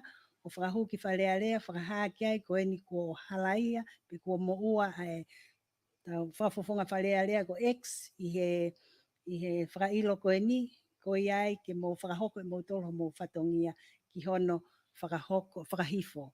Sai ko e certificate ko e ni o ave ia pe ako pau ke ave ke whare, whakahu he sea ke whare, pe ako pau ke whia maari to the satisfaction of the members. Whia maari ai kau me mi pa ki he tohi ko e o at me whakamau anga. O at whak me whakamau anga i he lau maari i he ko kakato. Ai ngā au e whakalau ki ai. Pea koe tuku atu ki wharea rea, ke nau whakapapau, pea mo nau whia maari, koe tohi whakamoone me whakamau anga ki whakahoko, aki ai nau ngā au e koe ia ki ono unseat. Pea koe unseat koe ia, hange koe kulawe anai, te kei ki whakahoko ia, ko uhi ko whakahu mai application to stay ia, pea koe tohi ke whakamau anga, ke freeze, pe koe stay, tuma o mea ko toa pe, kai oa ko whapapau, ai hopo me whamaanga tangi. E whahuat pia moe nau appeal, Court of Appeal ke Court of Appeal. Malo. Koe fo i ua hoki me he tihe. O koe ia, sai, soni tau hiki ka koe ka toki hoko atu ha. Koe fo i taha me he tihe. Malo e klasi. Whamalo atu e atensionale whai ka maali e. Ko ki whehui pe ua, kau kore pe ki whehui laki ka pate ke tali mai pa osika o te whahako ati ki whehui hono ua. Koe whehui ula ki, ko whehui pe ua ho whatongia oe. Na ka lawe whuka nena ke koe friend pe koe kaunga mea e whakamauanga. O ku tawa taina pe nei, o ke kauhe pe nolo, hono whiri koe ka whakamau, pa ke te alatu pe o tau kawe e minista. Ko pate ke. Ia, malo, koe ku, hangepe koe ku klave e whai, ia, soni kātak, koe, o koe kuiai au koe whawhawhunga i minista, po koe whawhawhunga i pēnolo, po koe kuiai koe tūtuni au he whamau anga, ke o aluatu o whai hatokoni, pe o hake hangai isiu, po hangai keisi, po hangai mea pe, ko hika foi ka veinga ko ni ai aku kai ke pehe ke ia ku ha fai te ukau ki ai ko me o ko tu atu ko e mga tungai ngai hopo mo ni me ai ngai hopo i ko hiri pe he foki he ngai tu ni ai white book ai ko na lave ke ni nai ko ha ngai mga tungai fo tau me ai ngai area ko ke fa sio ki ai ki mo pa fa ni tu ni Malo atensione. Ma koe whi whakau sipe, koe ku ki whi whakau sipe o whakau akpa. Nā ke lawa whaka nei o ki he tu uni koe whakamau anga e. O atu koe ke whale alea, e toi, ko pake loto ke whale alea e, ke nā whakapapau i nā tau luia, o ku nau whia maari, ke tu unika fa mawanga tu fa manga halaia ko tau te halaia ko anchi e tu ke pe fa ale ka pa ka ke loto fa ale ke ai pe kai o una fe pak pe ku malu nga fa ale fa mawanga malu Malo soni aku koe whakalea koe kupu o koe ke pehe ke nau loto ki ai ko pau ke nau fia maari to be satisfied. Ai ko satisfied ko fia maari mga tunga he mea whakahua atu me whakamau anga. Ki certificate ko ia pe koe tu ni tohi ko ia o ko atu pe a me he whakamau anga. Ai a o ku iai pe amanaki e whakahoko peho nau whatongia ko ia i nau fia maari e o atu tohi whaka ofisiare me he whakamau anga, whakamahino atu koe ola e hopo, pea koe tūkunga o mo ua o kua o ki ai. Ngalo. Foi taha mi tihe. Koe ki whatokanga tu pe kapau ne o si tari ho whehui au, ne hau mo ia. I whakamatawani, Wall Street. Kātaki, toi ki o te whawhehui, kapau o stari, Ka kapau te ki ai ke tari te a whawhehui. Io, Kevin? mau whanga maari a te tēnari kau Kevin Lea pe me he tihe. Koe ki whehui pe whikau hake koe malaala wito whamatala koe whikau pe mo steiga koe whehui pe hau ki a te au hake koe hopo ku o si whai hake koe ako si tala mapu. Ai koe whehui pe ko hamena i kai ke apply every process ta tau pe koe ki he kau whawhonga koe ni koe nai hopo ai stay. Winga ki he hopo koe ni nai ako sita. Ko tui pe mahalu tau whanonga te whahako e tangi. Ki whehui pe ia malo. Malo, pito, Kevin. Koe stay ia o ku ilo pe ki ai taha loia ko toa pe ia. Pea ka paulewa koe ki aha loia ia o ne fie exercise e na pe whakahoko ai kore ko ia ke whakamawanga. Koe mea e ua. Koe ne tae ilo ki he foi process koe ni koe stay application. Pe koe ua o ne pehe pe ia ke o koe koha whainga maari e nia ke tuku atu ki ai any client pe koe ne toko tahako ne whakafofongai pe na loto pe client ke o pe whai whakahoko foi mea e ko ia. Ai ka koe foi fonga ngawe koe ni na e ia i pe me fuoloa e foi fonga ngawe koe ni. Ka koe whehui pe na e ilo ke loia e fonga ngawe a lavu pe na e os mea i pe e Clive Edwards koe whakafofonga ni a lavu e fonga ngawe koe ni. Pe na ni pe e ia ko sayang ke me ata lavu ia whai mo ansiti. Kana ata au pito pe foi fonga ngawe ko ni ke whakahoko. Malo. Io. Gua taha ko pōru gai le whika, gua taha ke na dege. Whehui teisa.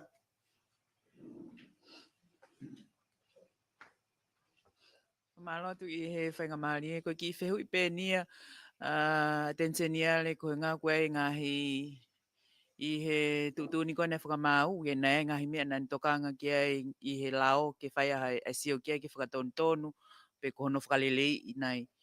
O ku kaunai he ni ha mausio ki he whakahua tu ha tuunga ki he pe koe threshold ki he paanga. I hono totongi i koe o hataha. He taha whoki e ngahi lau lea o whai lahi ano tala noa. O au ki wharea lea. O wai me mi pa ia ku nane mea ke ia o totongi ki whasio ke hiki ki he taha kilo. O kauna e ni i ha mea o ku mausio ki ai pe waha mo whainga tokanga ma kehe ke whainga tuku ke whainga whakakaukau ko ia pe ikai malo. Malo pito te isa. I he tunga koe ni o taimini, o te kei ke whai ha ngai whakahanga tonu ki ai, ko tari whopen ke ma opo e ola e uhopo, me mea koe mea pena ulawe ke ai, i he tau ko o sia, mo tau atu, whai whakahoko whatongia, kana kei ke whai ha sio ia, i he taim koe na whai ai, e ngawe i he ngai tau ko hiria ke threshold, na kei ke wha sio, ka koe pure anga fo owen, mahalo pe, malawa ke whakahoko ha, tau sio ke mea ko ia, kau te kei whahatutuni ke ngai policy ko ia, i he taimini. Malo. Foi taha me tihe, pata koe open up. Pegu ose tihe, io.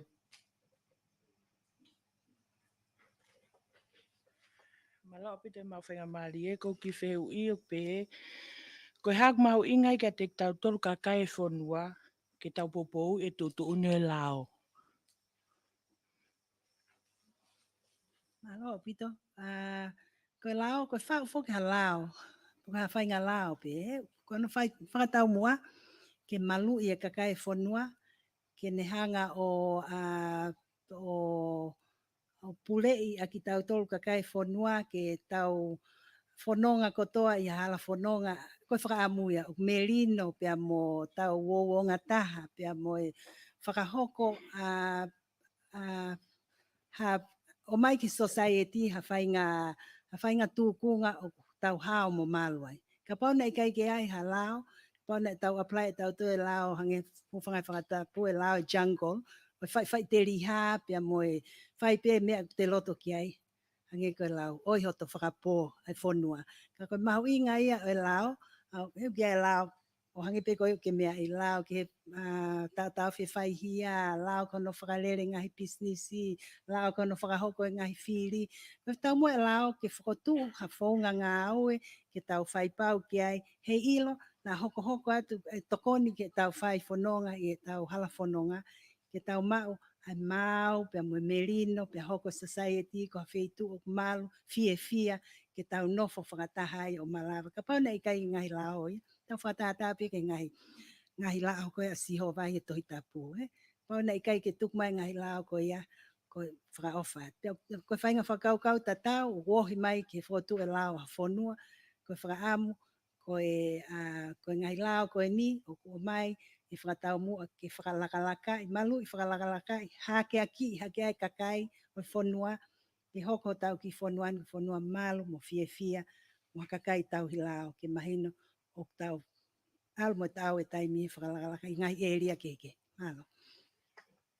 Io, o te hata te kia kia de whehui, ka bau i kai, pe whakaatare wana tolu o te whehui o no wa. Ko tā pinga, de ki whehui, pe aspuga maharu toa tau ki taimi pe kia whehui e ua pe tō.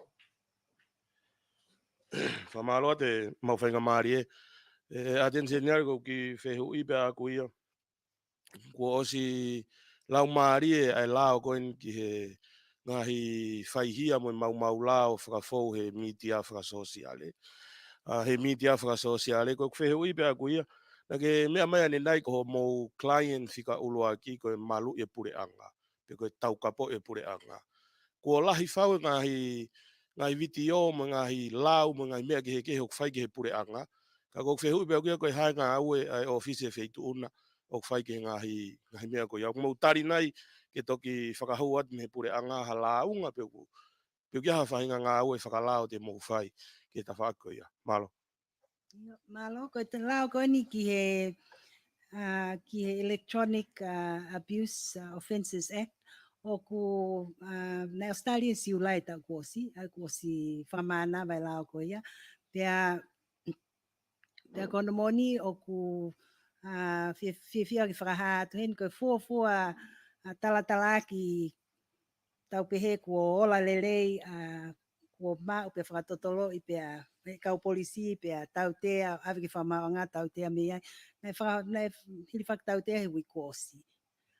Aia o ku i he mau lau o ngā aue lau koe ni. Ka koe mea hono hokoko ngā hono ua whehui pe o ku hea mea ai pule anga ko hi koe mau client whika uraki ai pule anga pe mo kapneti.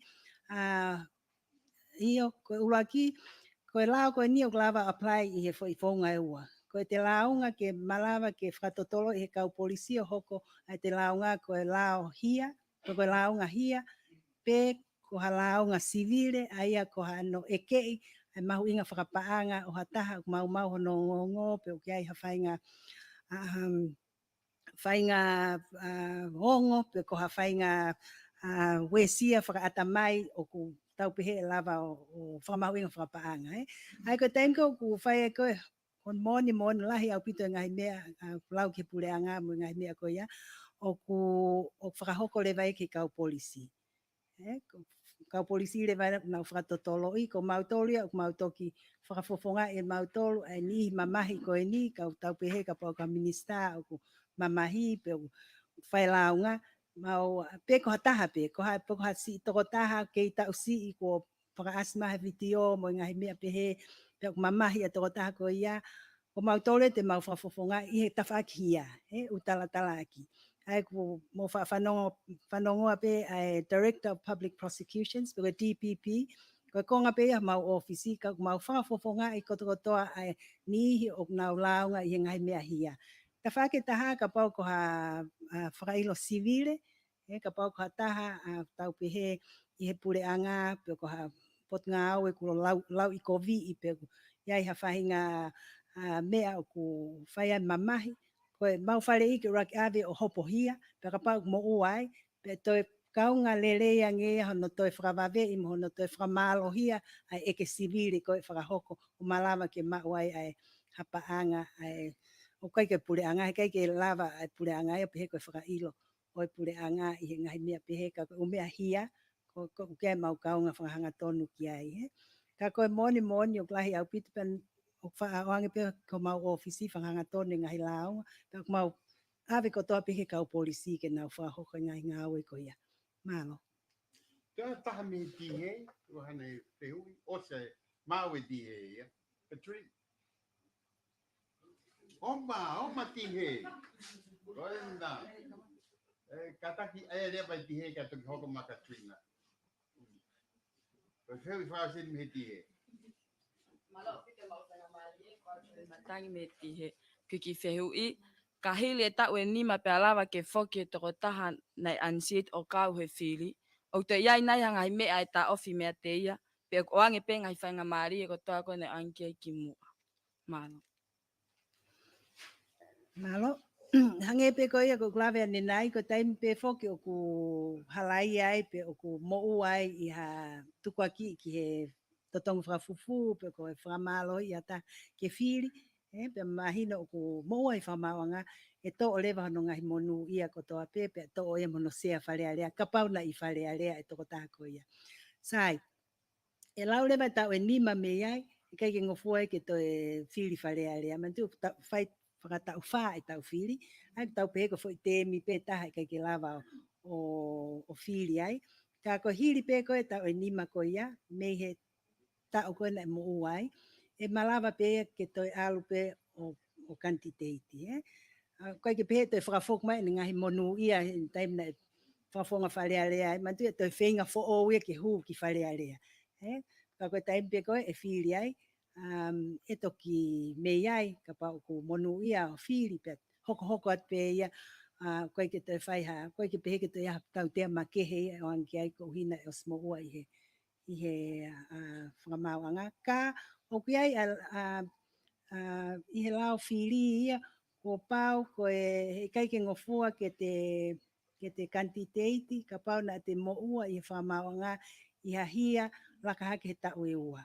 Ka mantui foko u whamau ko e tautea ko e ni e whamau i he whiri, lao whiri he taimini. Kai ke ai ha tautea mo ua ia pe hako. Ko e foi unseat pe, ko foi pehe pe o tai aonga whiri pea ko mea whalea lea ke to'o. Ene ka pau na e whakahoko ha tautea i o pehe tautea i ha ke hia koe tatong whakafufu pea koe tautea o klaka hake he tau e ua ke ngai popula e kai ki ngofua ke toi stand pe ke toi tu e koe kantiteiti. Malo. Katrina. Malo kala pa ko famalo pe he atensinya le ko kinga pe ko Katrina ma fatia ki nai fai fatongi at pe he mala ko ni fai ngongo pa ko fai ko pe ta fa pe mitia mo taklele ko fie ilo kia e atensinya le ko tu ke o sanga ko tari ngai fehu i ia te fa foi tui me ngahi ka fai ngongo i heni ko ko e foki o ke fa hoko ai fatongi ma inga ko fehu e kua ko ulaki te ke lava o omi pe ko hana ngahi pore o ke whetakai mo ia i he ngau e kono ke whakahoko mo ne whelawe e koe ki he ngai whare i o ke whakahoko koe ni ke ngai kupu mau inga koe ni pure anga kia te au ko whie ilo koe hana e pe seti o ke pehe o tari he pure anga pe koe kapneti i ho ngahi whare i ko ke whakahoko pe koe taimi ko ke whahoko ngai whare i koe ni, ka pau, unga, koe mea whawhaitui pe, pa koe mea tau hataina whake anau tōru ke nau whiri, ke tari ai ngai whare i koe o atu koe me mo ofisi. Koe hārewa ka pau o peheni o kua ha whare i koe o whahoka nau tōru pau ke tui, whawhaitui koe koe mea ea ton ke nau tari. Ka koe ke nau tari nā toi whare i koe ia. Koe hānai ai ngahi stepu, pe koe ngahi, pe koe ha stepu, pe koe ha mea o ke, you know, the next step, pe koe hae mea o ke whakahoko, ka nau tōru whawhaitui, ka pau koe ke nau tari ai ngahi whare i koe ke o ange. E koe konga hanoa, e whehu, pe koe whi konga whak, shika tōru pe e ku whehu i whainga maari e koe ni. Koe hānai pēho o whakai whawhaitui a koe. Koe tui pē whainga tā o hinga e kei ki lava koe to o tata koe aten senyare. Ka koe tau seo koe ke tawhaaki koe ni ki he taki lelei. Pea iho o lawe, oku koe ngahi tūtuuni koe nuku o swahoko koe ni me he courts, you know, oku, you know, that's all part of the justice system. Iho o wakai koe whawhaitui koe, ia koe, o koe hānai ho sio atu ki he judgments, pe koe, ta whaaki koe ni ai pure anga, tata te whito koe ke pare mia, i he ne whiri tau ataine pe, ia ke oa, of course, ke support ai for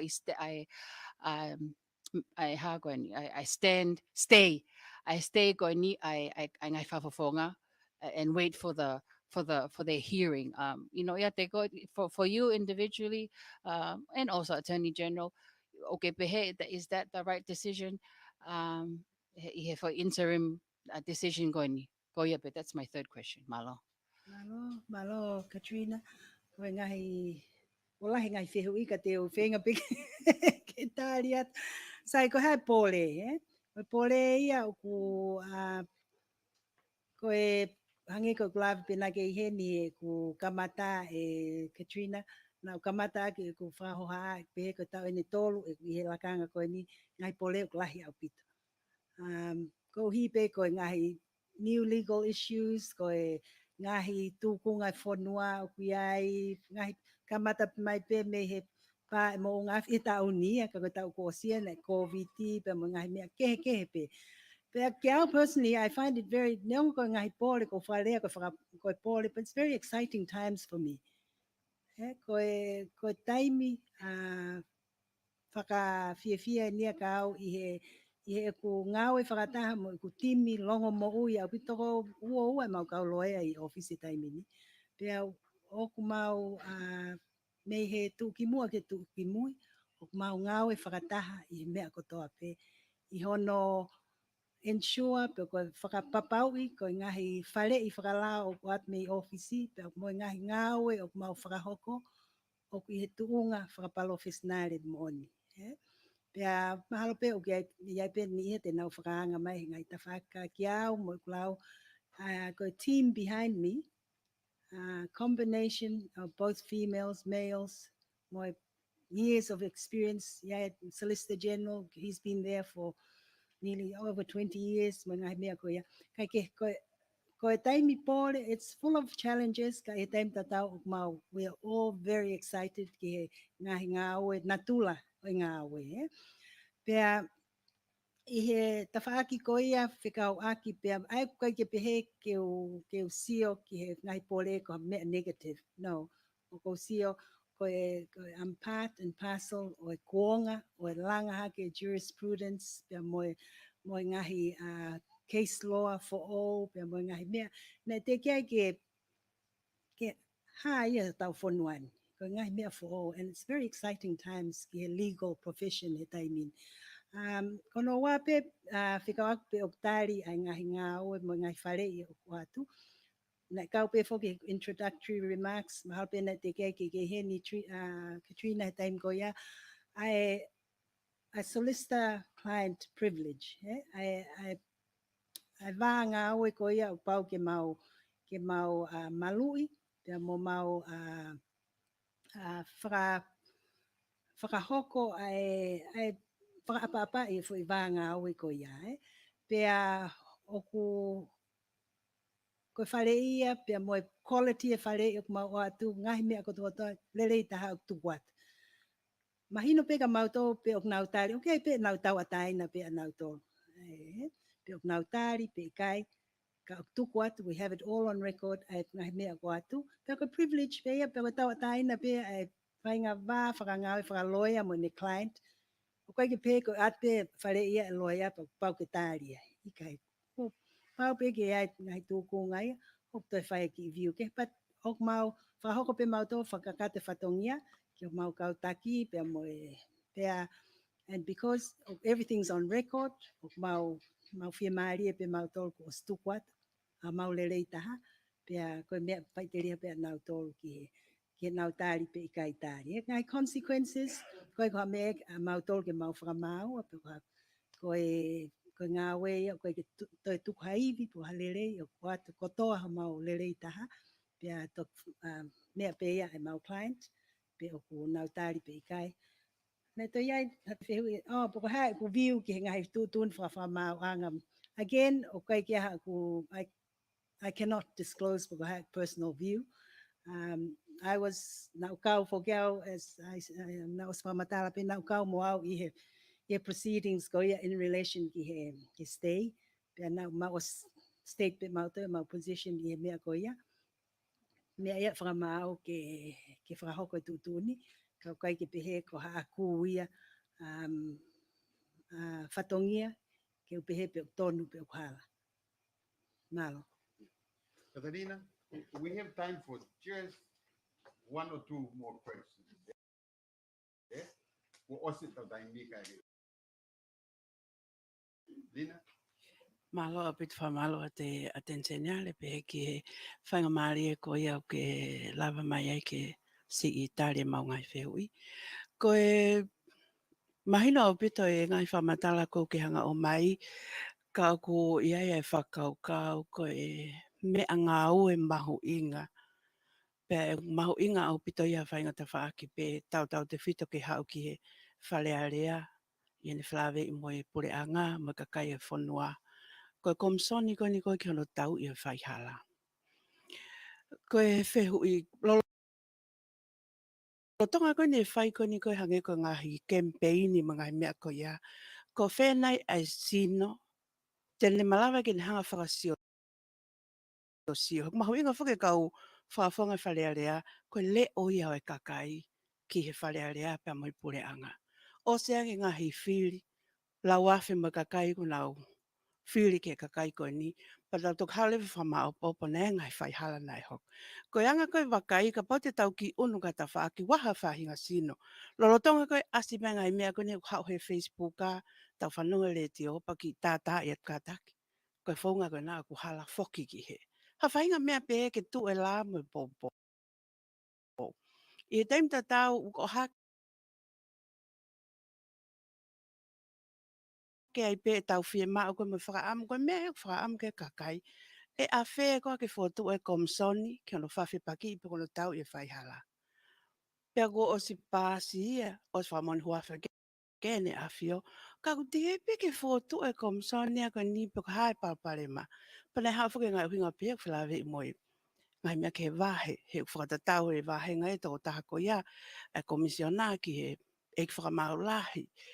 Koe wheu i koe hae whaunga ka lava ke whakahoko ai. Pe te whakatontone lao, pe koe hae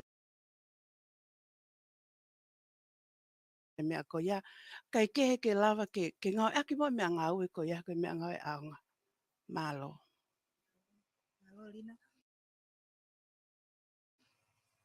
Ia koe, hangepe koe ia ke lawe mai kai Lina, koe lao, ko si ai, koe toi peni ai whakalelei o ku whakahoko pia ko si tu nia mai ki atik mautolo ofisi atenseniale ke toi whai sio ke lao ke whakalelei ko hipe koe kaweinga koe ana ke whakahoko mai ke tunga wāhenga ai whai sio ki ai pe o ku e ku mau koe whakaamuia pule anga koe ni ke whai mo ngā unu fo i lao koe nio ngāwe aki. Malo. O ku oea ni he teke lota mama he ka pake ki hawa o whiu. Pea tau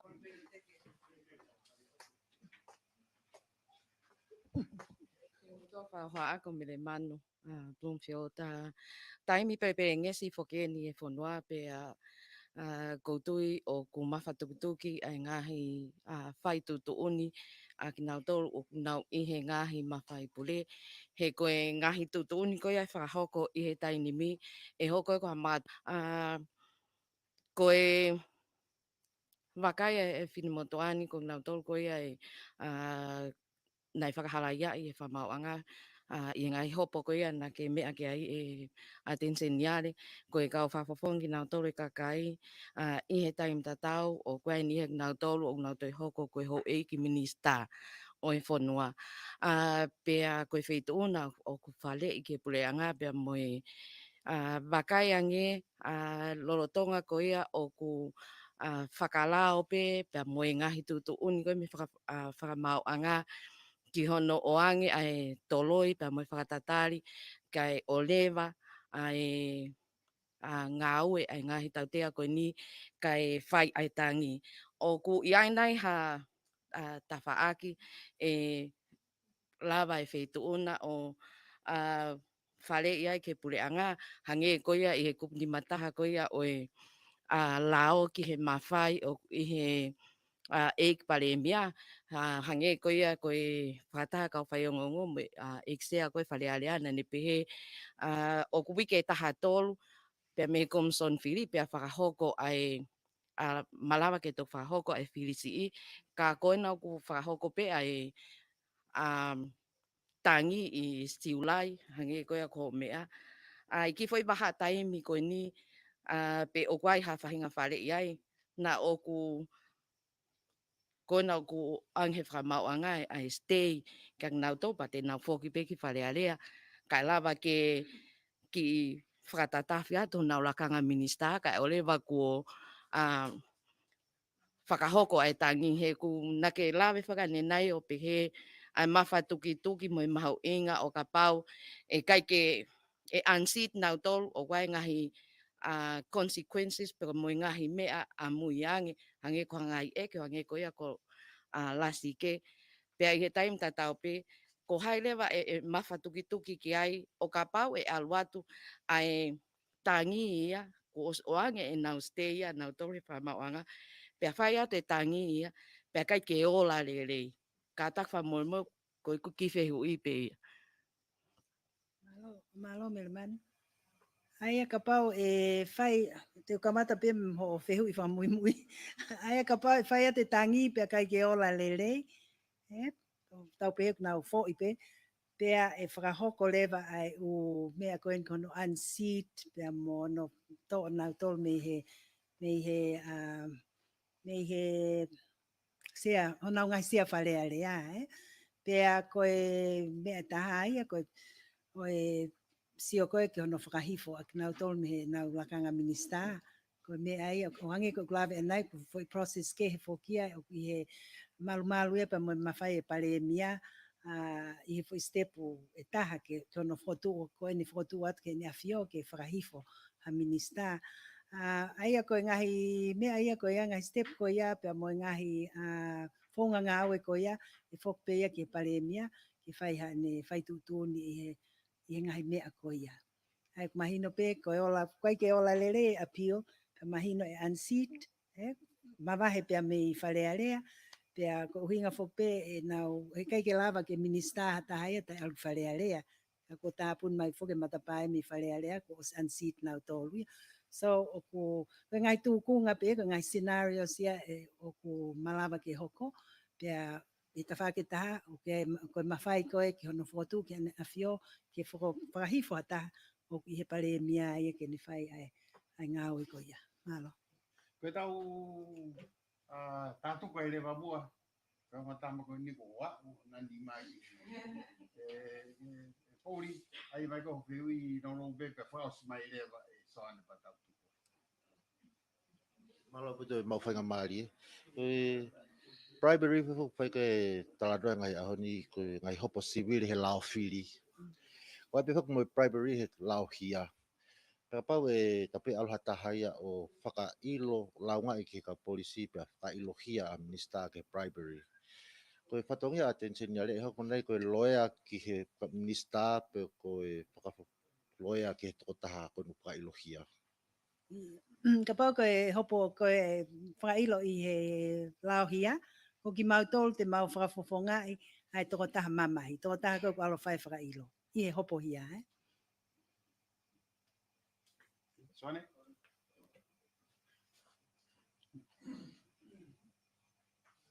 Malope to kalafi kataki ko se uia ne asfaia Katarina tohi ka koe pa ke whakakato atu ne kai ke whakakato ulakilea ko kuingoa ko san patita wao ta fine fifita me here tio o tu motu anga ofa malope to Mamalo lah ya tu ada sini ada tak fihu koni dengan fifili dengan fihu ipene osi kamata pe notari ye delay a bit of presentation kamu mau famalo atu ki tapi Malo.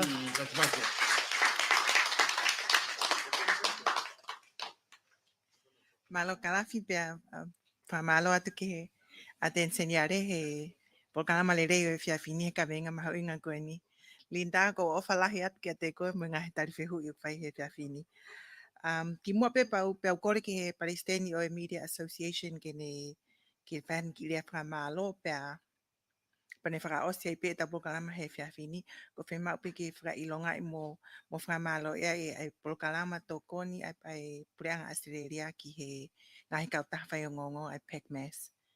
Thank you, Mele.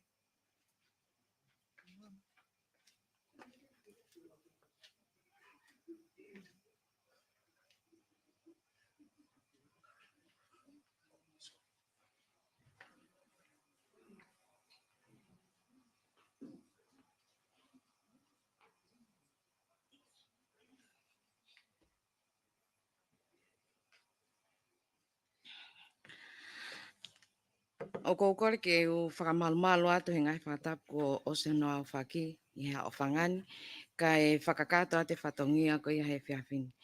O ku matua ki hounga moni ki kautaha o kau whaiongonga Tonga, Media Association of Tonga, Linda Fola Moitui, ka koe attention ia le, I ho tali ai whakaafe, nei o atu pia me kautahani, ke ki whakataata ho taimi, me o ngai whatongia lahi, o ku fuesiaka ke mea mai e whiawhini, o whai ho mau whakamama whikau aki, me ka venga mau inga ko ia ki he pule ai lao, pia mohono ngahi mātuonga, me ngahi pouturiki, kai pehe pe foki ki he ene maho inga ko ia tau te whito ka te mautolu, ko i ngā aue ko ia ka whaiongongo ko no atu i ngai whamatala o ku mooni pia mo totonu, ko e mātuonga me ai hawhai tutuoni ai kakai o i whanua.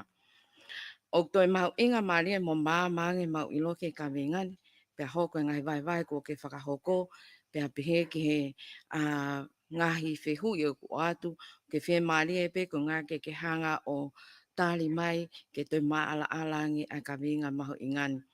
O ku ika hale ai ai unga linta ke whaha aki e mau honga ia, he koloa, koe koloa pia e tonga mau koe whakamalo.